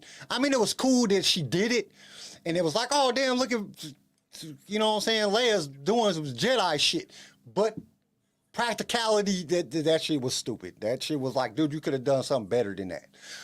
But it was cool, you know what I'm saying? It was cool to watch, but it wasn't, the realistics of it was just stupid. Like, dude, it was not cool. Carrie Plus, Fisher had passed away. No, hold on. Carrie Fisher had passed away. So you kill Han Solo, and instead of killing off Princess Leia, just like that, that would have been a great momentum change in Kylo Ren if you would have just killed Leia. But then it wouldn't make sense, though, because then she yes, it couldn't would use have. the Force to... She couldn't You still Luke. Luke is the one that trained him. Luke took him in. Luke is the one that turned him. His family not fighting for him also kept him in that change. But Luke's the one that turned him against him. You could have killed Leia off, which would have affected him and made him think harder. Turned around and made Luke fight him and get him to change over while killing Luke off at the same time to end the trilogy. The fact that they did Carrie Fisher like this and brought her in just for about 30 minutes of the next movie and then kill her off, really, like, I don't blame J.J. Abrams, because look at what Rian Johnson did. Like, this wasn't the direction he was going. This wasn't the plan. And he wasn't expecting Carrie to pass away. And he definitely wasn't expecting to have Luke killed off, and then you have to CGI Carrie Fisher into another movie. Like, he had to work with what he had to work with. But The Last Jedi had, like, they had its moments. I can give you that, Garrison. It had its moments where you're like, fuck yeah, the Rebel Alliance, or fuck yeah, the Empire. Like, you had those moments. But you can't sit there and tell me that this movie was good in any way, shape, or form. It was, as a standalone, it could survive. It wouldn't be the best, wouldn't be the worst. But the thing is, the standalone argument is the whole thing that makes Solo a good movie. But Solo was also a origin story, not a continuation from another movie. Well, that's what I'm saying. That if you put Solo in Star Wars, the lack of Jedi, the lack of Force makes it suck. But because it's an origin story, because it's standalone, that allows those missing pieces. So it's still good. I'm talking about this movie is still a decent follow-up to Force Awakens. It's unexpected. It has really good themes, awesome visuals, awesome ideas behind it that we haven't really explored very much. But the story itself was insulting. How is the story insulting? Luke Skywalker. Oh, to Luke Skywalker. How can you? Agree with that. That's the whole thing. It's a Skywalker saga. It is the end of all Skywalkers. And you made Skywalker look like a punk bitch. I'll agree. Literally, you look at anything about Luke Skywalker, he is one of the most powerful Jedis to walk the galaxy. And at that point, he was probably the most powerful, because who is it? It's just him, Ahsoka. Rey. Ahsoka's still around. Yeah, Rey if got Ahsoka force power and a few other people. And Grogu, if he didn't die. What I wish they would have done is Luke Skywalker physically goes to that other planet, and all that stuff that he does, I wish he was there physically. Like, I wish they bombarded him and he just walked out without a scratch, just to show, holy shit, this is Luke. You could OP him. Ultimately, when you seen that scene before you knew that he was a Force ghost or a Force projection, dude, you're like, I know. Oh, Luke is so dope. And then you find out it was just a ghost. You're like, what the hell? Or Force projection. You're like, what the hell? Right. This is stupid. And then he died from the Force projection. That's what pisses me off. Kyle pulls this point up every time we talk about this. The man can give you a whole Starfleet in a projection and he dies over projecting himself. Right. No, in the Yeah. books, that's a crock of shit. in the books, and I know I these wish they are would've these are OP'd Legends the books shit and out of stuff, him. but he force projects entire ships, and like has 2 ships, so they're attacking the ship that ain't really there, and you know what I'm saying, he's over here like shit, and then getting their asses. Luke is dope. Like, and for him to force project, which is a Legends thing, he doesn't like before the Legends books, he had never done that. In the Legends, and then they brought the Legends part into canon, force projection into canon in this movie. But he force projects, and Luke is dope. He's not just gonna die because he force projected himself. Little bitty old him, just him. And then it didn't make sense because he walks up, he touches Leia. You know what I'm saying? And hands her the dice. Hands her the dice, and then it's a force projection. Like, what the hell, a force projection? You can't hold shit. you'd That go don't even right make through. sense. No. The second saw you let go later- of the Wait. dice- The dice disappeared later. Yeah, later. But the fact that he can physically grab her hand Les and put Leia the knew- dice in it. I think that part. Leia knew that he was a force projector, like Leia less knew that that. he showed her that prior, which is possible. He could have showed her that he could have done that, prior to that. That could have, it made sense. It would have made sense, but it didn't make sense to the viewer because we're like, what the hell? He's a projection. He's a ghost. How is he dropping shit? How is he touching her? Like, her hair moves when he rubs her face. Like, dude, how does the force projection do that? So it was just simple things like that, you know what I'm saying, didn't make sense. It was like, dude, this don't make sense. That's fair. There was a lot of things within the movie that just didn't make sense. Like, you can't fly from outer space. You know what I'm saying? You can't touch shit and hold shit if you're a force projection. You can't, you know what I'm saying? Like, just certain things, it just didn't make no sense. And that's what made it bad. That's fair. That's what made the movie bad. What made the movie good was the character development, the visual aesthetics. The story wasn't really that bad. I mean, the story wasn't like terrible. We've seen way worse stories than that. The Book of Boba Fett. But you know, what I'm Bill saying? I don't. However, I saw that will coming, and I argue, still don't lined up think for it's an irredeemable movie. I think if you fix a couple of the things, you could make it into a really good movie. Like You could. Luke, if Luke physically would have been there and physically would have done all those things and been OP, that would have changed a lot of it. If you don't make Luke such a bum, I think that would have helped a lot. I think so. I don't think the movie's irredeemable. I think it's better than we give it. I think it's better than 9. Let me ask y'all a question. Would you be willing, like, if another director came in, would this be okay to like redo the last 3 films? The series? Yes. Hands down. Like a director come in and a writer come in, rewrite all 3 of them. Even though you had the same characters, just rewrite the story and do it differently. If we could go back in time and still have Carrie and Harrison on board for the first one, yes. Right. I think you can't now. Seven's not great, but I think you can keep it. I think 8, what you change is you don't make Luke such a bitch. You make him super OP and powerful. And then kill you make Leia Kylo. off. You need to make Kylo a lot more powerful, not just a whiny kid that can't fight. You need to make Kylo really strong. And you need to make Kylo be able to whoop Rey and Finn's ass in the first one, I think. Well, and the thing is like, and then instead of killing Luke off, you kill Leia off. When Carrie Fisher passed, is they should have gave her that send off, and it would have given her character. She died on the bridge of a ship fighting for the Rebel Alliance. You tell me that's not fucking powerful. Or do you have Leia doing the that maneuver where she light speeds into another ship? Yeah, or she sacrifices herself. Yeah, Right. Just give her the send off she deserves. You literally held on to her because you can't. You gave J.J. Abrams an impossible task by bringing her back.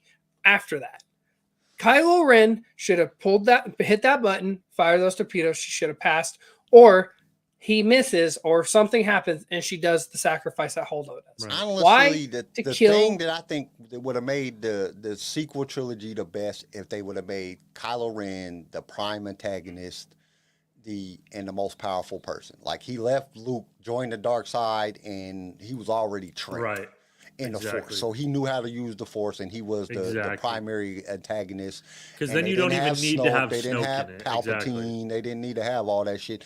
He could have been the bad guy. He could have been the new Vader, and just conquered. Like, not necessarily like kill Finn or them, but like, you know what I'm saying, like whoop the hell out of Rey and Finn in The Force Awakens, and then they escape by the skin of their teeth like so many times that the rebels do.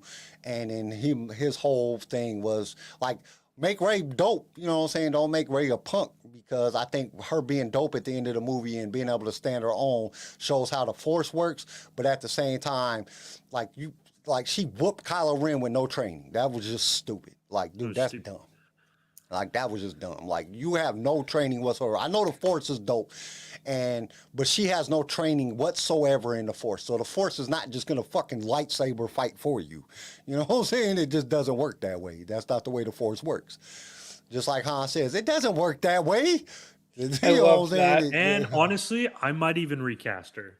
I know this is unpopular, but when I was rewatching 7 and 8, she looks so uncoordinated and goofy that when she starts lightsaber fighting, it looks even worse. Well, and that's another thing I want to address is the lightsaber fight scene. It was very poorly done. There were moments It looked in there, cool, but it was stupid. It was very bad, yes. You're supposed to be defending it. I liked it. I don't know. I liked it. I didn't like it because I've watched so many videos on it, and I've watched the movie multiple times, and I've watched people critique it from master swordsmen and guys that do the professional lightsaber stuff. None of that shit makes sense. If you watch Ray Park, that shit because it ruins it. No, I don't want to know none of that shit. It look cool. But when you watch Ray Park and Ewan McGregor, or Hayden Christensen and Ewan McGregor fight, it is coordinated. Everything that they do, strike to strike, is it flows together, and it actually looks like a fight. That did not look like a fight. It didn't even look like a proper fight. It was so sloppy. I think it also goes back to like the difficulty and the athleticism. Ewan McGregor and Hayden Christensen had to be athletic to pull those moves off. They were moving fast. They were moving hard. They had it rehearsed. They had it practiced. I feel like Disney, I think part of it, the actress for Rey, Daisy Ridley, she just looks goofy and uncoordinated. She looks like very unathletic, like she's never played a sport in her life. And so when you transfer that to trying to do a lightsaber, no amount of practice is going to fix that. So you have to do really weird lightsaber fights. Okay. So how does everybody think that Garrison did on his thing? Even though he skipped out the lightsaber battle at the end, he skips out on the casino scene. He skipped out on a lot of the battle. Hey, I had to do the best I could. You know, he skipped a lot of the good parts that he could. I would have used the casino scenes. I thought there was some good things, and the visual effects on the casino was freaking dope. And it was one of the funniest parts when R2 was eating all the damn coins. You mean BB-8? He was getting BB-8. Fed the coins. Turned around and used it as a gun. Yeah, I thought that was one of the best parts. So how did y'all think? How y'all think he did? Put it in the comments, because I'm about to start, and this is about to take a little bit of time. Okay. He did a start in this. Are y'all ready? Oh, God, this is going to be so hard to argue with you. Revenge of the Sith. Why do I think it was the best movie? Okay, so it starts off, the beginning of the movie starts off with the rebels attack on just the attack, the building of the foundation of the dogfight in the cold, unforgiving vacuum of space, one of the best examples of opening scenes of Revenge of the Sith with Grievous and his flagship and the droids and just everything that happened. It just started off so powerful right from the beginning. You start off with Grievous, you start off with Dooku, you start off with the kidnapping of Palpatine. It just, you start off with some of the greatest things. This is where some of the greatest, you know what I'm saying, key words and phrases that we use till this day. This is where the fun begins. Oh, this doesn't look good. You know, just so many wonderful things that happen. Then you got General Grievous. It really gives us an in-depth look at who General Grievous is. You know what I'm saying? General Grievous is from, Kalish. He's, Sidious found him, brought him in, and he is relentless. And if he can't beat you, he's going to run away to fight another day. He's a coward, yeah. And just the way that his interaction with Kenobi and Anakin, you know, the funny tones that they had involved in it. I thought you would be taller. I thought you would be older. You know what I'm saying? Just their come back and forth, how they're hitting each other. It also depicts at the very beginning Anakin's struggle with the dark and the light. He comes in, he defeats Dooku. Sidious gets him to cut off Dooku's heads and kill him, even though it's against the Jedi Order, it's against the thing. But then at the same time, he's still ready to rescue Obi-Wan no matter what. And he doesn't allow Palpatine to influence his thoughts on saving his master. Whole beginning scene starts off great. Then they crash the ship. When they crash the ship, half the ship breaks off. It's on fire. Once again, funny tone. We're still flying half a ship. You know what I'm saying? Still had the comedic tones in there, but it was still serious. It had that serious part to it, but it still had them little funny tones in it. Ewan McGregor's acting in this movie was phenomenal. He played one of the best parts that anybody could play. There was no mistakes. The graphics, the Foley, everything was just spot on and flawless. The special effects were so good. The CGI was so good. You could not tell the reality from the fake. That's how good this movie was executed. ILM did a great job. You have Ewan McGregor just doing good, just being a good person. Jump around a little bit. You have the love stuff that's going on between Padme. She tells him, Anakin, that she's pregnant. He has that shocked look on his face, but then he tells her it's going to be all right. Then it goes into him having the dreams. And because of these dreams, he will do anything to save her. Go to the dark side, go to the light side, go there. You had lightsaber battles. They were just freaking awesome. Every lightsaber battle in this entire film was just amazing. And then you have Mace freaking Windu, okay? Purple lightsaber, beating ass, being the hard ass that he is, drawing on that dark side, using it for the good, just being just awesome. I mean, he was just awesome. Now, there was some bad points in there, and I will get to those in a minute, but you know what I'm saying. The Battle of Kashyyyk, completely awesome. The droid army, completely dope. It was just awesome. Christopher Lee, great actor, did a great job playing Dooku. The look on his face when Palpatine was going to kill him, just phenomenal. We have the arc that kind of changed and kind of exploded everything that we know about Star Wars with Order 66. Order 66 was probably one of the best executed plans in the history of time. And the movie described it so well and showed it so well that it just blew your mind, like that this could actually happen. The March on a Jedi Temple, freaking awesome. So powerful. Dope. The way that they're coming up them stairs, the anticipation that you got, the look on Anakin's face of just being Darth Vader now, freaking amazing. Yoda versus Palpatine. The lightsaber battle between Yoda versus Palpatine, and I rated this in order of the things that I like the most to the things that I liked the least. Yoda versus Palpatine was just awesome. The way that Palpatine could jump around and move like Yoda showed the versatileness that Sidious had as a Sith. His battle technique, like he trained to learn how to fight all the Jedi, not just one. Not just, can I beat one or the other. Now, he fucked up when he was facing Mace Windu because Mace, he knows more forms. You know, he mastered all the forms and he created his own. So it was, you know, a little bit different. And Mace got him. However, you don't know, like, I still think it's up for debate whether he actually beat Palpatine or not. Because it's very likely that Palpatine knew Anakin was coming and looked like he was going to be losing on purpose to get Anakin to switch. That is a good point. We don't know for a fact. Let's see what else we got. Then you have probably one of the best overall sword fighting lightsaber battles in the history of time with Obi-Wan and Anakin.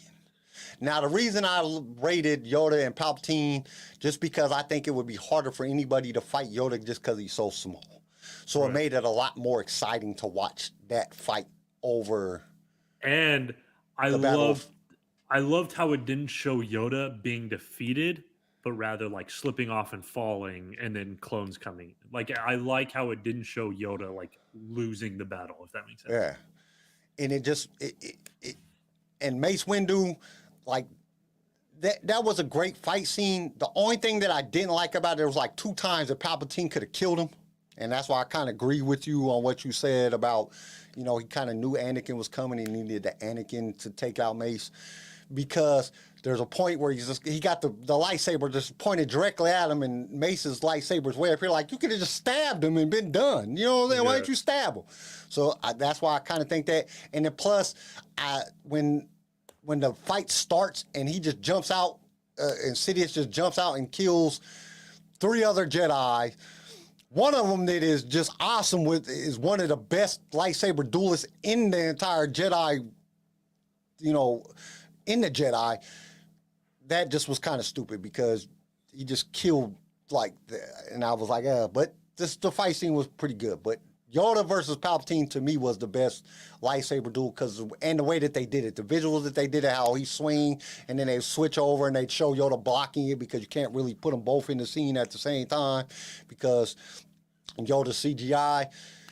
But the way that they did it was fucking excellent. They did it really good at it. But ultimately, Battle of the Heroes, when you got Anakin and Obi-Wan fighting, that was probably one of the best sword fight scenes ever in the history of any movie that ever been out. Ever. That shit was phenomenal. And then for the fact of, once again, going back to overconfidence and shit like that, you got Anakin thinking he's better than he actually is, tries to flip over. Like, I don't know why he didn't just jump on the edge. You know what I'm saying? Why would you try to flip over him and do all this stupid shit to get your legs cut off? But, so that was kind of dumb to me, but the whole fight scene was just awesome. Then you have the George Lucas cameo. George Lucas was in the movie.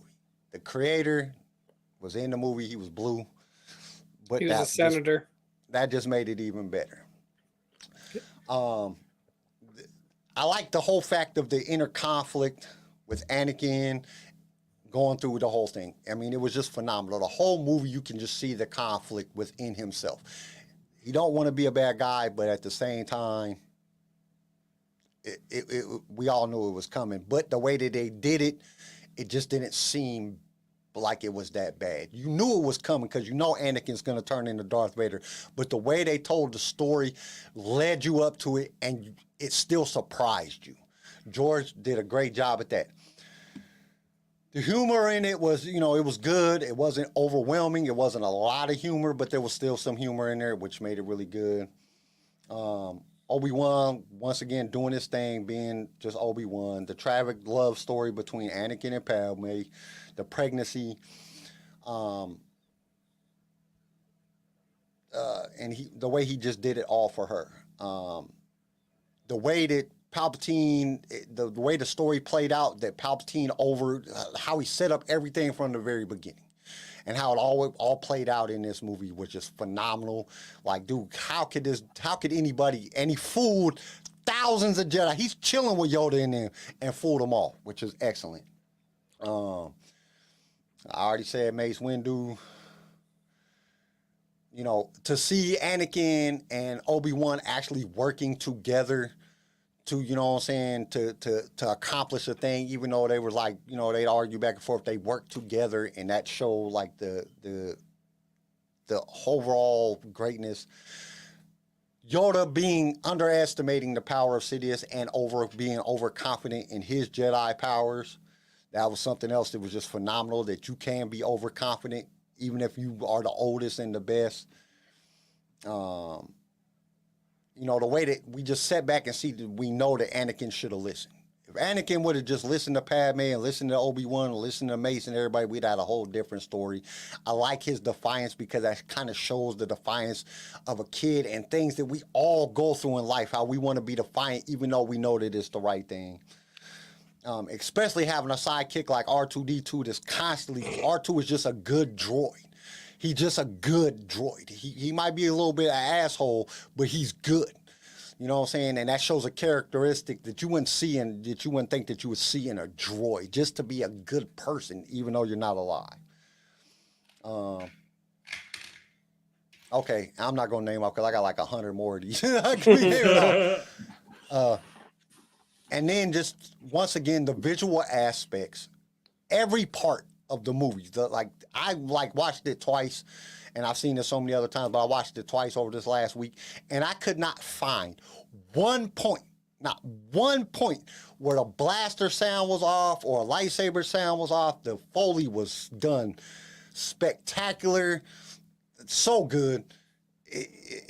I could not find a fault in this movie. There's things that I just disliked in the movie. There's stuff in every movie that's like that, because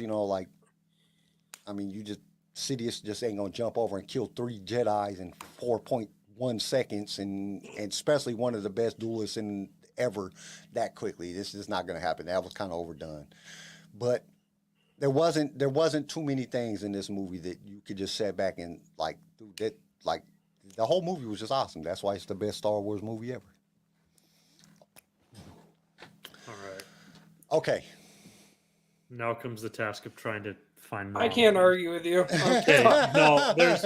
I'll for the sake of it try to pull up a couple things. I didn't like the hints that Anakin is suspecting Padme of cheating on him with Obi-Wan, where he gets home, he goes, Obi-Wan's been here, or as soon as she starts freaking out that, oh my gosh, he's turning into a Sith, he's like, because of Obi-Wan. He's automatically assuming. Okay, I didn't like that, how we thought Anakin or Padme was possibly cheating, I don't know, I didn't like it. I understand how that was necessary to get him to hate Obi-Wan and really want to kill Obi-Wan, but I feel like that was a really dumb way to get him to hate and want to kill Obi-Wan. I can agree with that. Yeah, just come on. I know you're turning into a Sith and you're going kind of crazy, but Obi-Wan wouldn't do that. Padme wouldn't do that. That was just kind of dumb. I wish they would have found some other way to really make him hate Obi-Wan and want to kill Obi-Wan. I think it was kind of pointless, just for the simple fact of he was already a Sith. He already had these things. Exactly. I think it was more of a point for a reason for him to choke Padme. And I think that was kind of the explanation of why she died, because the man that she loves more than anything just choked her. You know what I'm saying? Right. Just choked her. I think that was more to describe that. Me personally, I didn't care for, Padme just dying, you know what I'm saying, because of heartbrokenness. That's stupid as shit. Y'all could have come up with something better than that. Like if she was almost about to die from the choking and they had to get the babies out real quick and then, to save the babies and she died, I can understand that. Just before her dying from a broken heart, that was one of them things when she died from a broken heart, who the hell died from a broken heart? Right. I think what would have been better is he draws his lightsaber to go to Obi-Wan. Padme gets in his way to try to be calm him down or whatever, and he uses the Force and just forces her aside and she slams against a wall or something and passes out. You know what I mean? Just because he's so overcome with rage and aggression. So it wasn't just oh, you cheated on me. It was no, get out of my way. I want to kill something kind of thing. I'm trying to think what else. There isn't nothing else. You're done. I know, that's it's an awesome movie. Dude, Revenge of the Sith is awesome, man. That movie's just awesome. I guess the kind of what you said, the idea of she just lost the will to live. A lot of people don't like that. I don't know how I feel about that. Well, it's just, in one aspect, I understand it, and that kind of makes sense, and I kind of like it. And honestly, it's probably what's best, because if she was still alive, Anakin would find out about the kids, would find out about her, would track her down, and we wouldn't have episode 4, 5, and 6. Clint just brought up a good thing. He said, I heard that Palpatine stole her force, her life force, to keep Anakin alive. That's a good philosophy or a good theory. Yeah, maybe. I don't know how he would do it, because then if Palpatine was stealing her life force to keep Anakin alive, he would have known that Yoda and Obi-Wan was there with her. Like, so that I Yeah, don't he know how also that would have work. known about the children. Yeah, and he would have known that your children survived. I always wanted to think like, what I'm saying, when he choked her, what I'm saying, that's what really like he crushed her lyrics or some shit, and she was dying anyway, and they got her there just in time. But then she was talking and shit, and it was like, dude, that shit don't make no sense. So it was, I don't know, that was the only thing in the movie that and the old Darth Sidious taking out, like, Yeah, him taking that out. shit was just that But was just a again, little I outrageous. those are very like small things that I feel like could easily be fixed as well. I don't even think they need to be fixed. I just, I just don't like them. I'm like, I'm not. It didn't like ruin the movie or made the movie like what the fuck. It just was like, okay, that was kind Well, of it weird. keeps it from being a 10. It keeps it. It's like a 9.5 instead of a 10, Yeah, I mean, it's probably or a 9.9 maybe. I'll say 9.8. but there has to be things that we dislike in the movie. Another thing that I didn't like about Revenge of the Sith is Anakin shoots off Obi-Wan's wing in space. Oh yeah. And I was like, dude, how is he flying this thing if the freaking wing is gone? You know what I'm saying? Like, how is it like going? Those are straight just and shit? stabilizers. Yeah, it's So those are stabilizing the also- ship. Well, No, so it's those easier are in those are space. You don't need hold wings on. in space. Those are tactical Yeah. stabilizers for when they're firing the guns. When Yeah. they fold them down, it goes into the But fucking still, the he ring. blows with the off hypercube. part of the wing like that. Did like why didn't the ship blow up? Like You don't need that was wings just in kind of dumb. space. That was just kind of like just. You like, don't. You don't really Well, need it to 'cause do that. what If wings they could have do- just had a part where he like scraped them off with the wing of his ship, they could have just had that and left that other part completely off of there, and it would have just been just as good. That would have been a part that I would have cut out in the edit. If I was editing the film, I would have cut that out because it's like, dude, it doesn't make sense. All right, CJ, your turn to come in with some. Are you going to even try?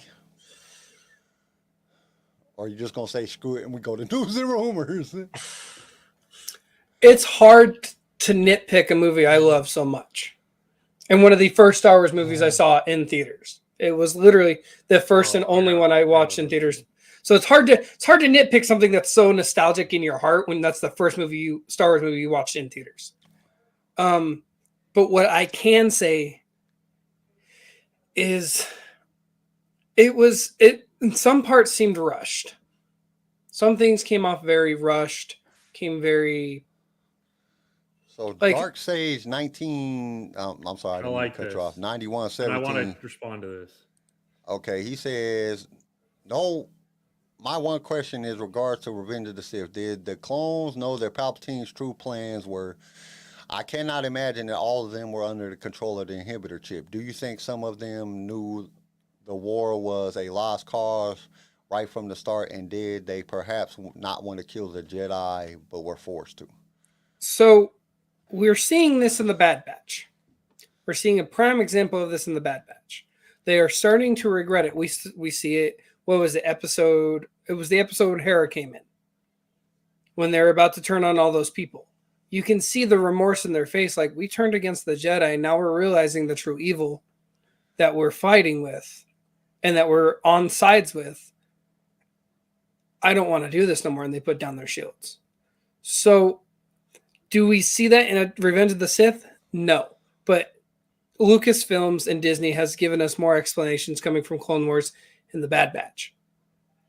Like Rex is a prime example of that. I don't want to do it because he still had the chip in and decided to shoot the clones behind Ahsoka and tell Ahsoka, get the chip out of me. But So you can see where he's fighting that struggle, but the chip kind of Right. controls them. But So they if all have they- a chip in them. Yeah. They're all controlled by the inhibitor chip. And that's explained in Clone Wars, in the Bad Batch. Within what we see in the Revenge of the Sith for Order 66, every clone had a chip in there, and they were all controlled by the chips. The chips either malfunctioned or didn't work like within the Bad Batch, or it was a sense of a malfunction. Well, I don't even know if it was a malfunction. It was like a will against, because of how strong Rex's will was. But Cody didn't. He followed orders. Rex kind of, when it came to Ahsoka, because he was in a dilemma. She's not a Jedi no more. So do we still kill her? So that's kind of what put Rex in a different sense. Like, do we kill her? She's not a Jedi, but she's a Jedi. So that's what caused his dilemma, and then she removed the chip. But they all had an inhibitor chip in them, and they were all controlled by the inhibitor chip when Order 66 came, because Rex still tried to kill Ahsoka. He still tried. She ended up knocking him out, and then they got him into the medical bay, and then they removed his chip. But they all had a chip, and they were all controlled by the inhibitor chip. Well, here's a really unpopular opinion. I just want to know what you guys think of it. Personally, I don't even like the idea of inhibitor chips. I like the idea that these clones, they're loyal to the Republic. They're not loyal to the Jedis. They're loyal to the Republic. And Palpatine portrayed it in such a way that the Jedis are the traitors to the Republic. The Jedis tried to assassinate me. So Order 66 was killed the traitors, killed the Jedis. And so I like the idea that there's no inhibitor chip. The Jedis were painted to be bad. The Jedis, who are the good guys, were painted to be bad through political means and through propaganda and stuff. Because it reflects more of like a real life thing that could actually happen, I think. Yeah, but I like the story, still the way the story is portrayed, that they're all controlled by the inhibitor chips.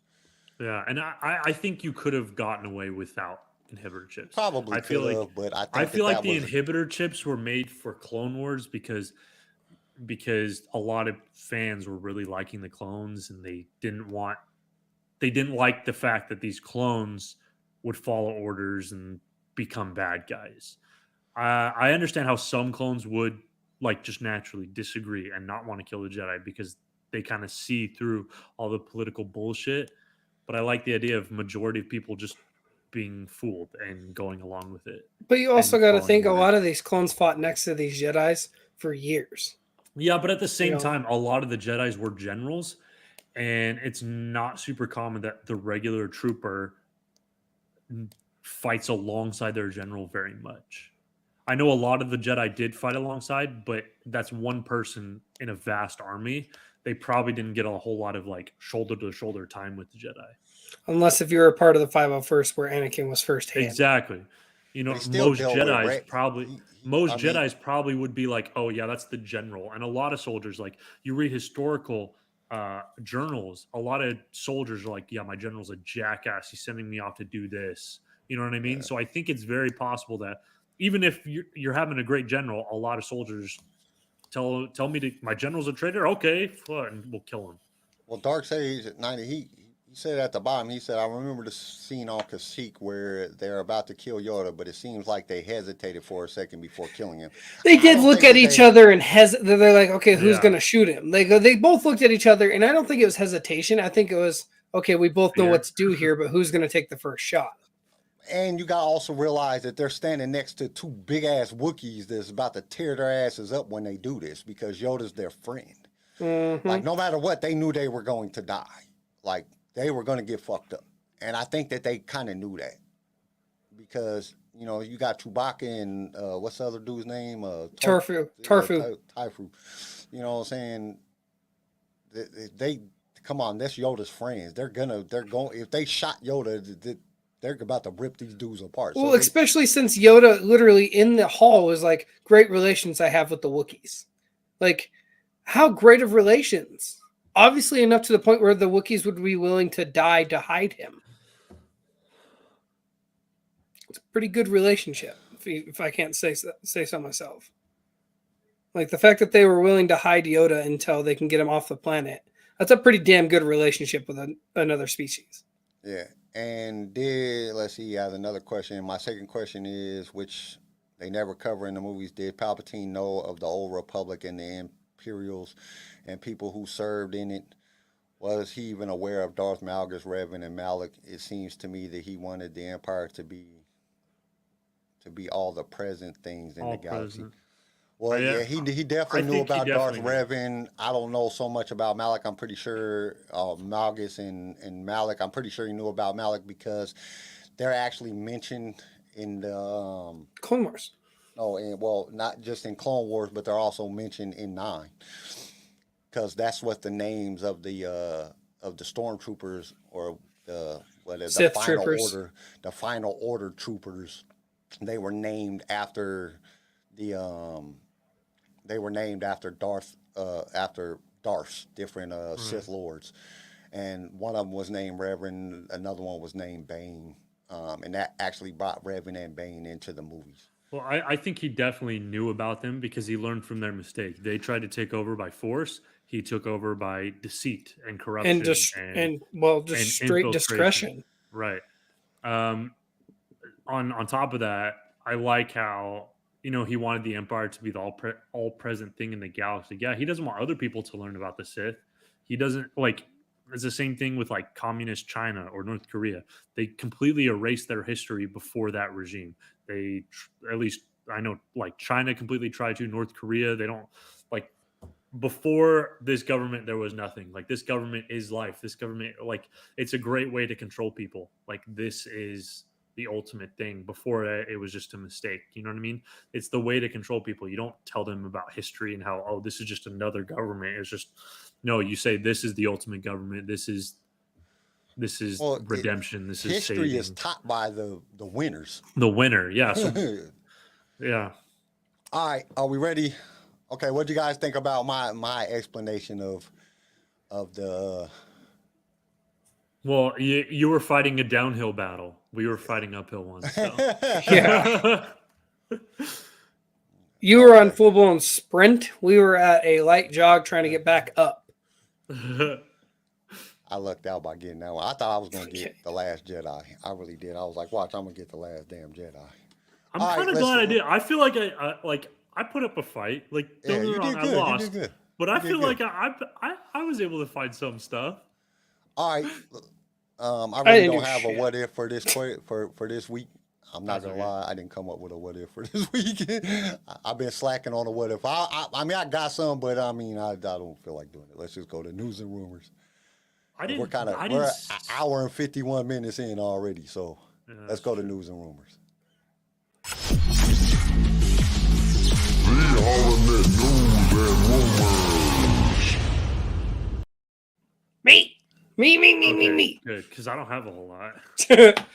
Hasbro is finally releasing all the Obi-Wan stuff into Target and into Walmart. We're getting glimpses of like the Lola droid that I talked about a couple weeks back when we were still on Obi-Wan. They're finally in stores. And you can go pick them up. I mean, right now, I love Yakface. Shout out to Yakface on Instagram. Gives me all my information. Literally, you can buy this little Lola droid for $40, and normally they're up there. Like these toys are expensive as shit, and for a $40 electronic toy that walks around and talks to you and is interactive, it's a better price than that $80 Grogu or that $3,000 Grogu or whatever that they are selling. We are getting more of the credit series from The Mandalorian, so. I talked about it before where we just had like the Heavy Gunner and Moff Gideon and all that, but we have literally a whole like 1, 2, 3, 4, 5, 6, 7, 8, 9, 10, 11, 12, 13, 14, 15, 16 new figures for that credit series. Each one, it's literally just the concept art of like, I mean, Jesus, the Sand People, Bo-Katan, Boba Fett, the Dark Trooper, or the Dark Trooper, Ahsoka, and they come with their own individual credits that you would suspect them to have on them in the universe. And I think it is amazing. It looks like an amazing series. They look great. They're actually in packaging where you can look at your figure and you're not wondering if it's broken or not. Thank you, Hasbro, for at least giving us something. Yeah, that's good. Jackasses. I'm sorry. I'm still a little salty, but I mean, everything's looking good. I mean, we're not getting a lot from them. They're talking about giving us Visions toys, Star Wars Visions toys. Like, I'm not too excited. Too good. Yeah, I don't think that's gonna do. I mean, I'm looking at these and they look decent, but they're not something I'd go out and buy. That's what I'm saying. They'll be good for collectors, people that are really into collecting, so they have every figure.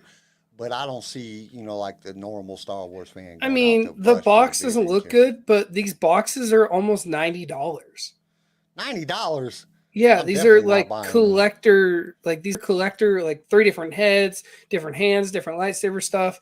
Like it's cool looking, but it's not worth $90. Yeah, that's a little bit outrageous. And I can understand like the brother and sister episode if you put that into a double box where you can have them in different poses, different faces and stuff, and you put them together as a combo deal for $90 I because they're still ain't normally about spending $30. on that shit. Screw that. Yeah, no, it's not worth the price to say the least. That's way too much.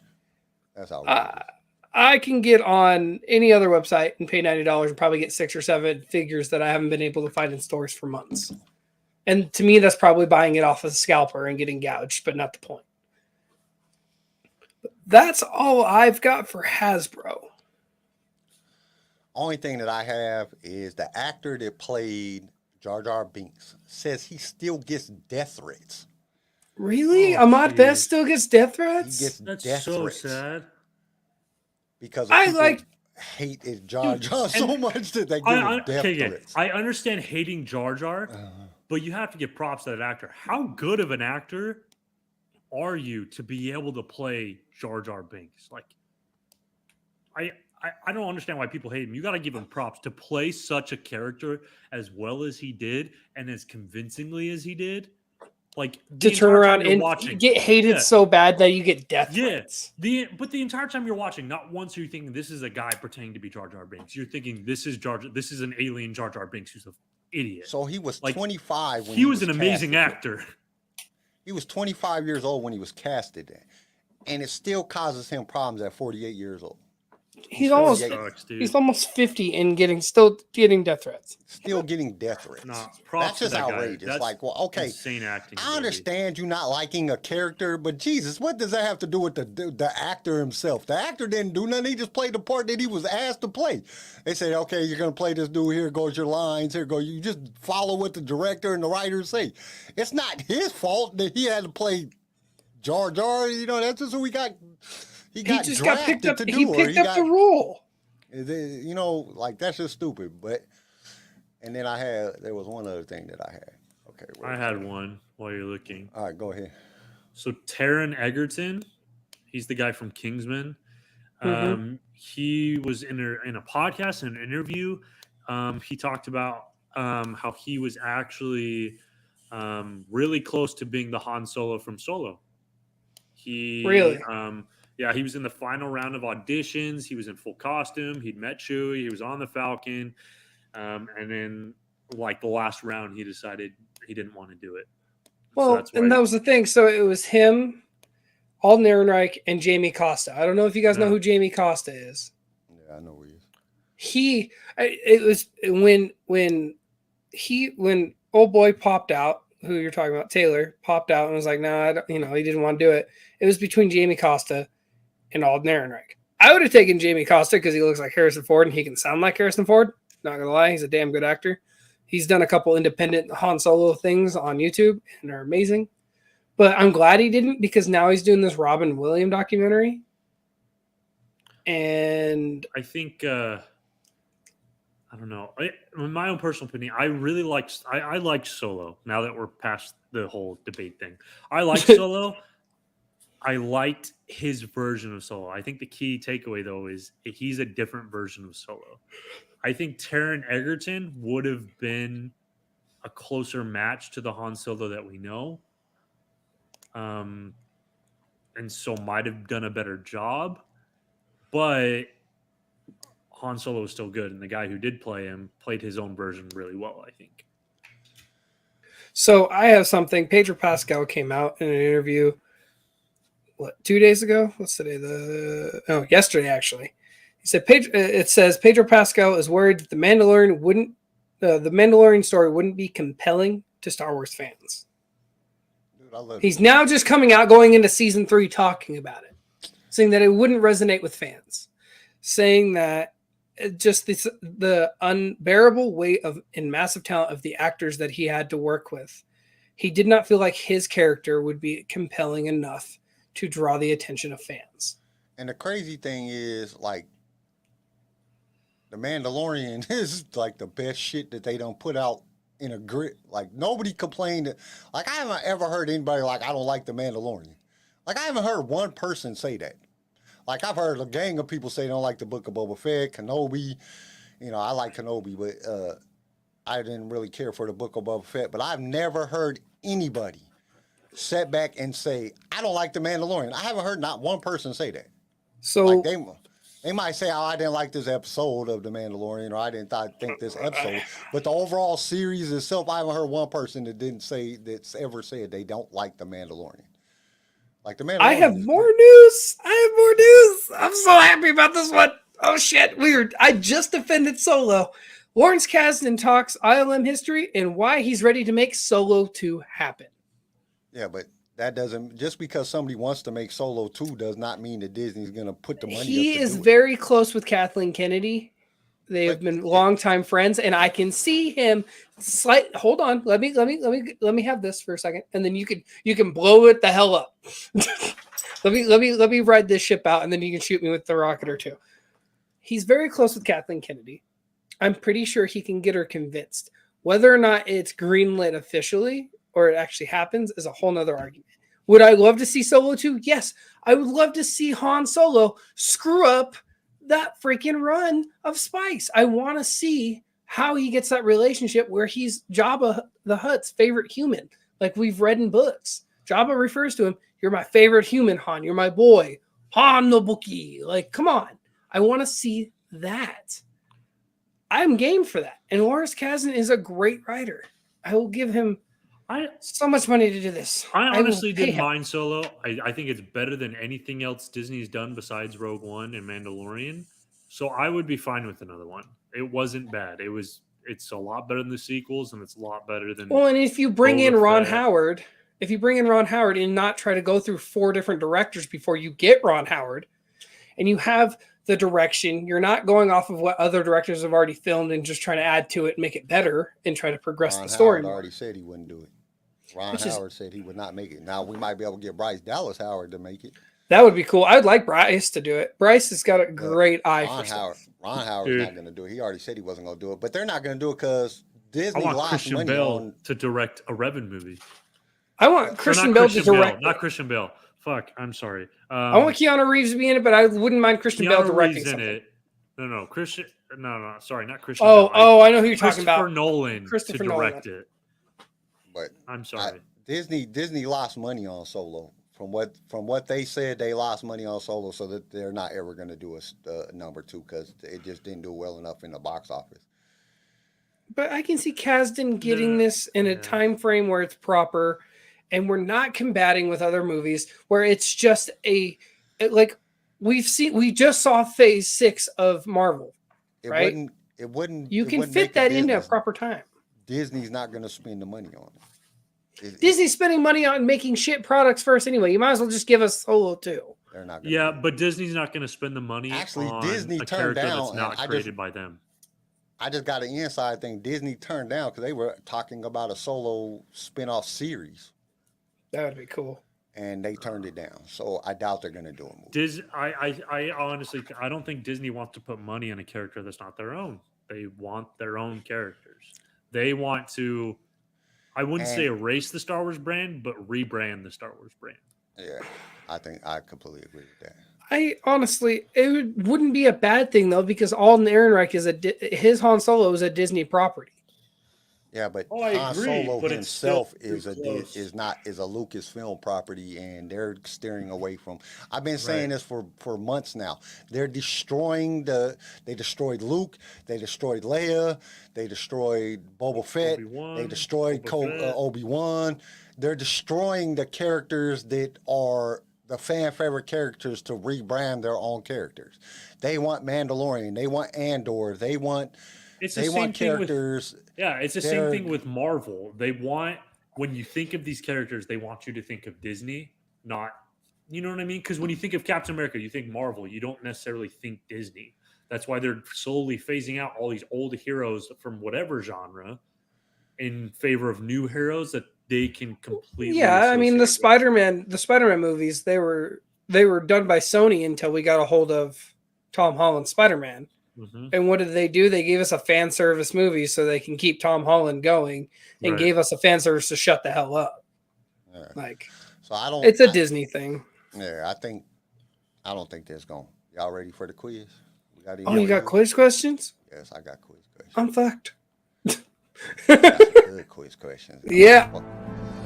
Stop right there, you rebel scum. Prepare yourself for the Star Wars Impossible quiz. Blast them. All right, I tried to keep these questions, well, at least some of the questions, more towards the movies, because we were talking about the movies today. Now there's a few of them in here, and there's one that I think that y'all should be able to get, maybe one. Y'all might be able to get one. So, are y'all ready? Yes. Okay. How many platforms were in the Galactic Senate Chamber where the Senate gathered to create galactic law? 350,000. That's a lot. I'm just throwing a freaking number because I know it's a lot. Oh my gosh. 100. Okay. Anybody in the chat? Anybody in the chat? Count it down. 5, 4, 3, 2, 1. I know this shit is on like freaking, it takes like 10 minutes for the shit to come through on chat. So if anybody gets it right in the chat, you know what I'm saying, I'll give y'all credit. But there was actually 1,024. What the flip? But there's 1313, Chris. There was 1,024 of them little damn freaking things that Palpatine was throwing at Yoda. There was actually 1,024. Okay. What was the average height of a Gamorrean? Gamorrean? Yeah. Oh, a Gamorrean? Yeah. I'm going to give it, because they look shorter than Luke. Wait, are we going British, like all that Eastern measurement shit, or are we going American measurements here? Both. I got Shit. both of them. I'm going to give him 5'6". Okay. Garrison? Yeah, I'd probably say that. Probably about like, I got to think. Yeah. Because I'd Mark probably Hamill say about, wasn't like, tall. 5'5". Yeah, probably like mid-foot range. Okay, the average height of a Gamorrean was 1.8 meters or 5.9 feet. There's no Chris was way. close. Higher. Chris was close. He said 5.8.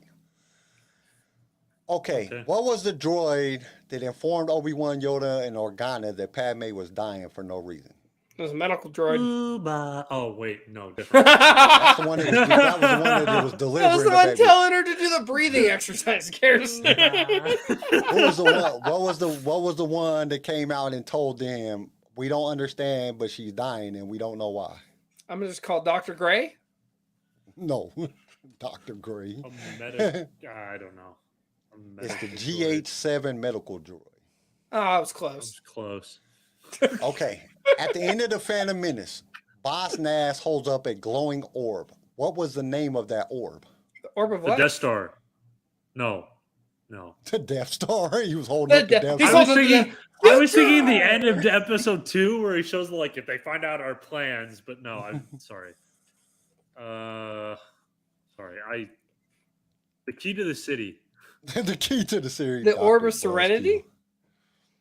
Nope. The orb Anybody in of the peace? chat? I'm going Anybody to keep in the Gotta guessing. be some key to this like I don't know. No, Y'all it's close. when two like it's a peace treaty thing. So Yeah, the orb of peace. I just said that. I know, that's what I'm saying. It's like the orb of peace or something. Okay, y'all want to know what the actual name was? Sure, what the hell? The Globe of Peace. Y'all was close. Fuck you. CJ was right. Come on! It's an orb. It was lighting up. Okay. What was the official name or designation of a Grunk droid? A Gonk droid? Yep. Power. He's a power source. He's an external power source. I mean, that's sort of right, but what was his official name? What was his official designation? The Gonk Power Droid. Nope. It's like, well, because it's not GONK, it's GNK, but we just say Okay, Gonk. yep, that was it. See, that's all you had to do. Oh, okay. It's GNK Power Droid. That's what his official Damn trick designation question. was. Whatever. It was a trick. Well, that's what makes it fun. I asked it, what was the official name or designation of a gonk droid? G A and K designation. power I went droid. off the designation, which was a power source. Chris said a power conductor. Eh. Okay. What was the only pirate? What was the only pilot to survive from Gold Squadron during the attack of the first Death Star? Who Wedge was that Antilles. pilot? Nope. Luke Skywalker. Nope. Gold Porkins. Squadron. Gold Squadron. Porkins Everybody was died actually in the Gold Squadron except one person. Harrison Dula. No. It was a. I'm gonna just start shooting from the waist. Was it a Golden Y-wing shower. or an X-wing? They're Y-wings. Oh, okay. Yeah, I'm not gonna know. Nope. Kenyan Farlander Farlander. or Kian Farlander. Okay. During the Battle of Endor, who was the leader of Gold Squadron? Designation Gold Leader. Luke Skywalker. Lando? Nope. Wedge Antilles. Nope. Chris Golden Showers.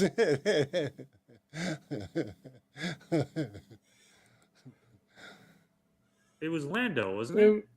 Yep. Garrison got Okay. it. I said Lando that at the Calrissian. beginning. Yeah, you said it at the I said it at the beginning. beginning. He just didn't hear me. Oh, I didn't hear him. That's why I said it again. So Okay, lost. yep. I was like, it Lando was good. Calrissian and the Millennium Falcon was the leader of Gold When you Squadron. said no, I didn't guess. I was just going off of. Never mind. Okay, what was the name of the animal that Jar Jar drops into Sebulba's soup bowl after fuck. using his tongue to steal it in the Phantom Menace? A frog. Nope.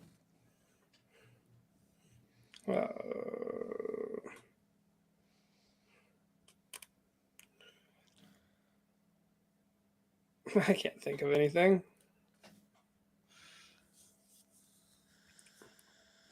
Five, 4, 3, 2, 1. It was a Gorg. So close. A what? Frog, Gorg. Gorg, same thing. It says same thing. Frog, Gorg, same thing. Okay. Now this one's gonna be pretty good.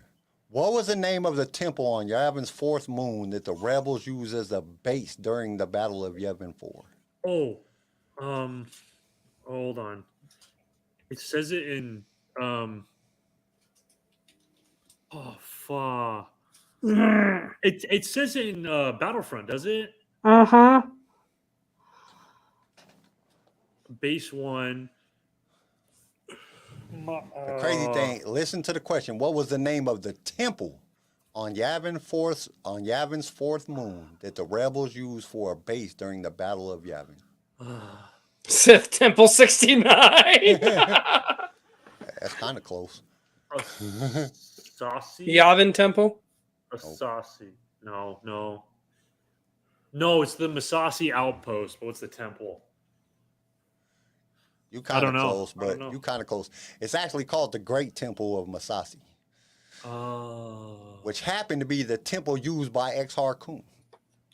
Temple. Huh. of Exarchate. So it was kind of all in the same thing. He said Sith temple, so yeah, it was definitely a Sith temple at one time, and then it was actually because Exar Kun sucked all the force out of the Massey. That's how they became extinct. The Masasi, or however you say their name. Oh. Okay, this one y'all should be able to get, hopefully. There are 13 Grand Admirals in the Imperial Navy during the Battle of Endor. Who was the only non-human Grand Admiral during this time? Thrawn? No. What? Yep, it was Thrawn. Oh, duh. Actually, Why Thrawn am I is going? the only Why was I thinking? non-human Grand Admiral Admiral, ever. period. Yeah. Ever. So it's kind of a trick question. I was thinking of Akbar, and then I was like, no, it's not Akbar because he wasn't a part of the He wasn't Imperial. part of the Imperial Navy. Yeah, He was part of that's- the Rebel. I was about to. That's why I said no, and then I listened to it again in my head, and I was like, no, Imperial Navy, you jackass. Yep, it was actually Thrawn. And Thrawn wasn't there. Thrawn was in the Outer Rim. Didn't even nobody know about Thrawn. They were called the Mighty 12, but there was actually 13 admirals of the Imperial Navy. and he was out on the outer rim doing his outer rim shit, whatever the hell he was doing out there. He wasn't even at the Battle of Endor, but he He's was just part doing of it. hookers and blow, man. He was tired of it. He knew it was gonna fail. Like, but that made me question something. When I read that in the thing, so Rebels, he's gone with Ezra. Mm-hmm. So technically, you would think he was dead. It wasn't until Ahsoka came out that she's looking for Grand Admiral Thrawn, and that's after Return of the Jedi.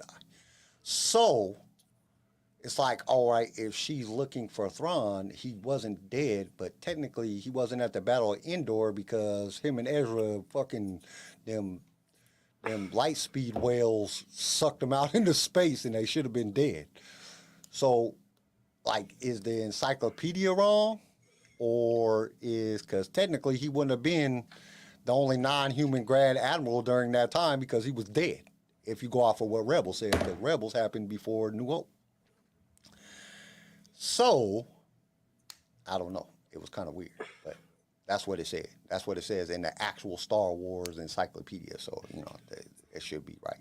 It's supposed to be right. But I don't know, because the Star Wars encyclopedias, the only thing that gets me, they talk about legend shit in there. It's like, so if the Star Wars encyclopedia is the actual official Star Wars documentation, then why is legend shit in there? Because they talk about the Yuuzhan Vong grip in the encyclopedia. It's like a whole bunch. Like, Yeah, that's a holy good shit. point. So it's kind of crazy, but that's what it says. Which I knew he was one of the 13, so I guess it's not part. It's like up and down, like partial. But now we know that he's alive because of Ahsoka. Then, I mean, I guess it's correct. So, but we wouldn't have known that before The Mandalorian Season 2. And the book came out before The Mandalorian Season 2, which makes me think that they already planned on bringing Thrawn back. So, which I am okay with because Thrawn is one of my favorite characters. Does that mean we get the Yuuzhan Vong though? Like, do we Dude, think that we would be get? so dope. Dude, like, but the only problem is they killed off Luke in the damn thing, man. Like, and they like, Ben turns into a Sith. I mean, not Ben, but Ben is Han Solo and them's kid in canon now, and that doesn't fit with, because Ben It doesn't. is. Well, because like Ben is- had a really strong relationship with Luke, not with Han Solo. Well, Ben is, like- Luke is Ben's father in Legends. Luke and I Mara know. Jade's son is Ben. That's why it makes sense that Luke would name his son Ben. I don't think it makes sense that Han Solo would name his son Ben. I mean, the way that I mean, maybe Disney Leia, but changed it still. and the way they rewrote it, like, because Han Solo and them, they have 3 kids, and Right. they have Jaina, Jason, and Anakin. Right. The Yuuzhan Vong kill Anakin. He dies during the Yuuzhan Vong War. So that was, like, they just messed up everything. So, like, if they brought in the Yuuzhan Vong, they'd have to they couldn't use none of the legend shit because it wouldn't make any sense. Because they're not going to. Which they're bringing in a lot of, I mean, like, they're bringing in a shit ton of legends things into canon. So, I mean, I don't get it. It just, I don't know. I don't get, they got all these great stories in these books. Some Use of the my most knowledge to beg awesome you. stories in these books. Why are Y'all they just not need to using start some of these writing a books? script together and show and use it. And Oh, that's an idea. Rewrite the sequel trilogy. That's no, gonna take a long time. yeah, no.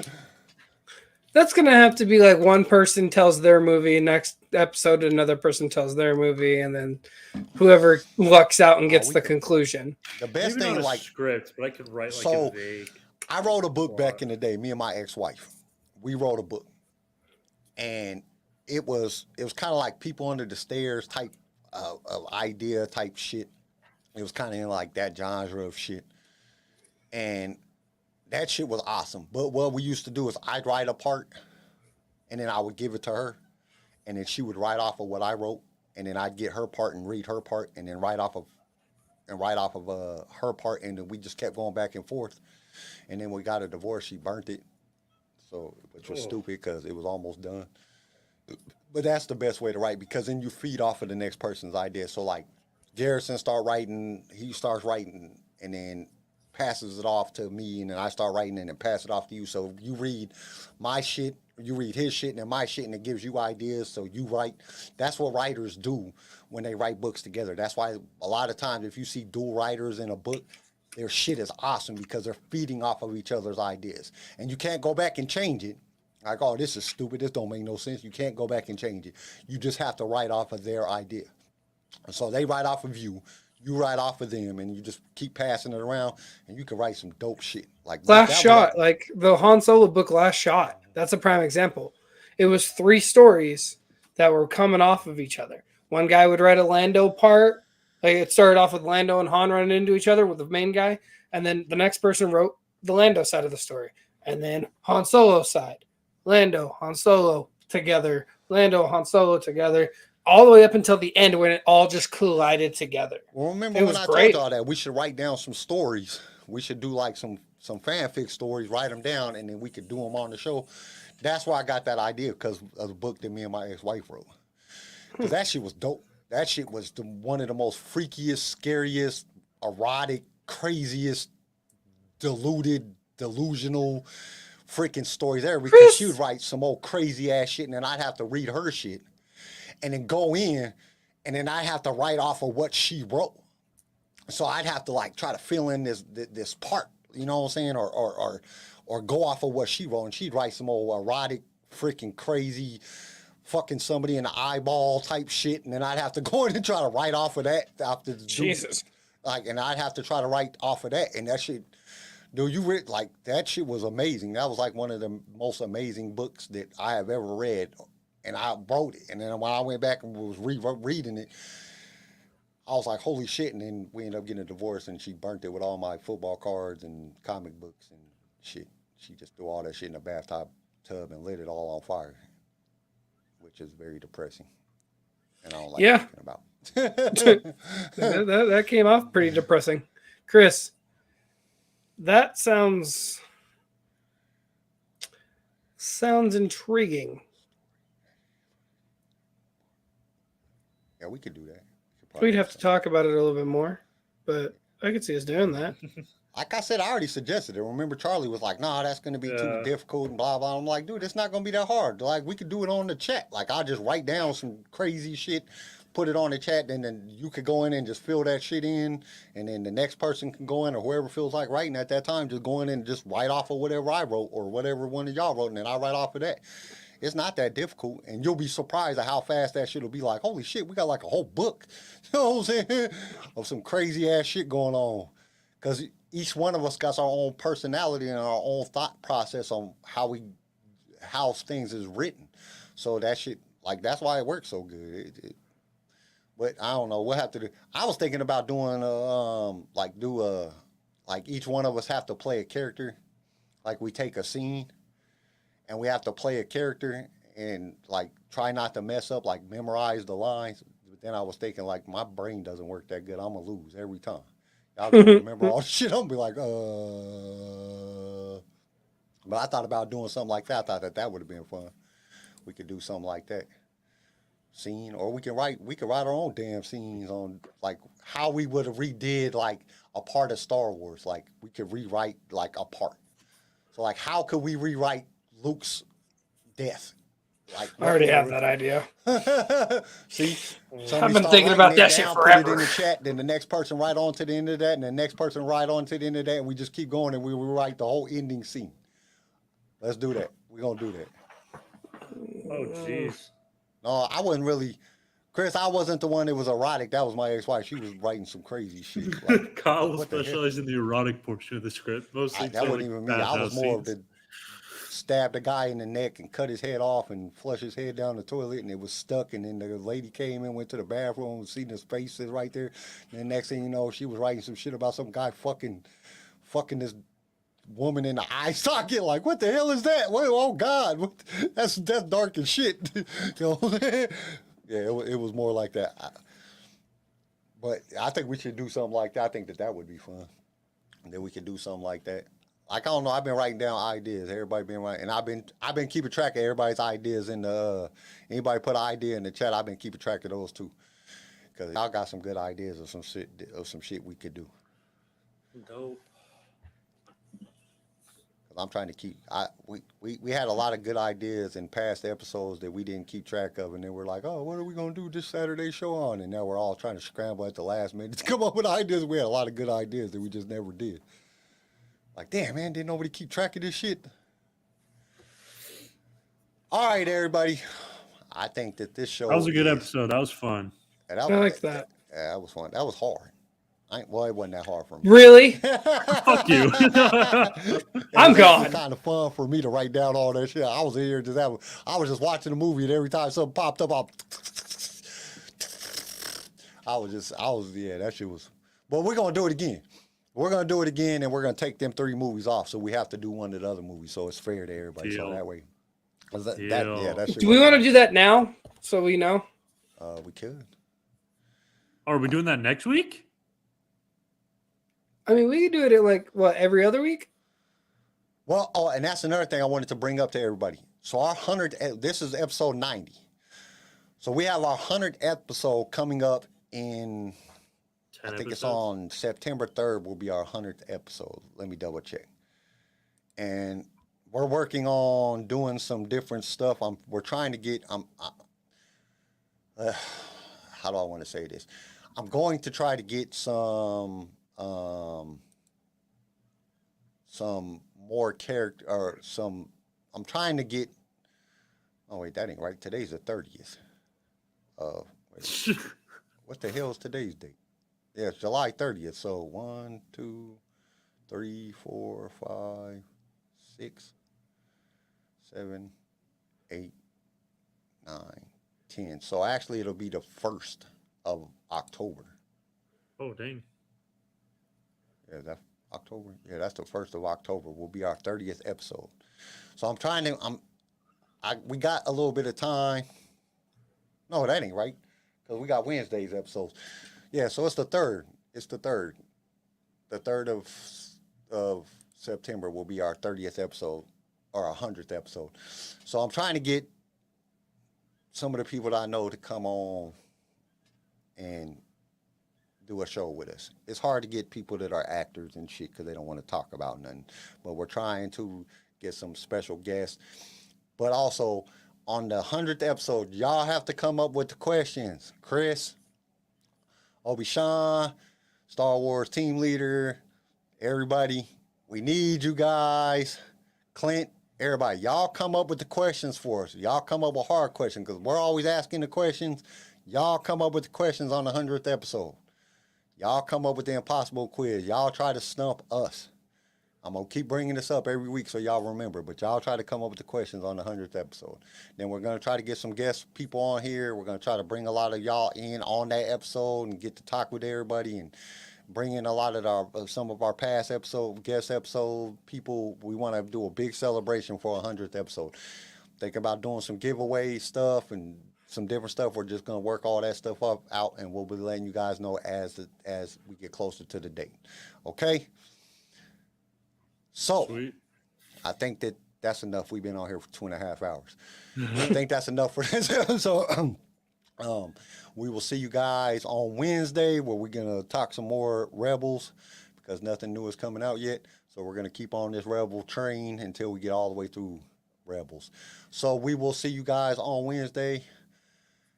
Do all the stuff that you're supposed to do, and another thing, let everybody know that we're out here doing this. You know, that we're trying to have fun with Star Wars. Anybody else that you guys know that like Star Wars, let them know. You know, word of mouth is still the best advertisement, all the advertisement, because we just want to have fun with everybody. So the more people we can get in, and the more people we can interact with everybody, the better it will be. So all right. So peace, and may the Force.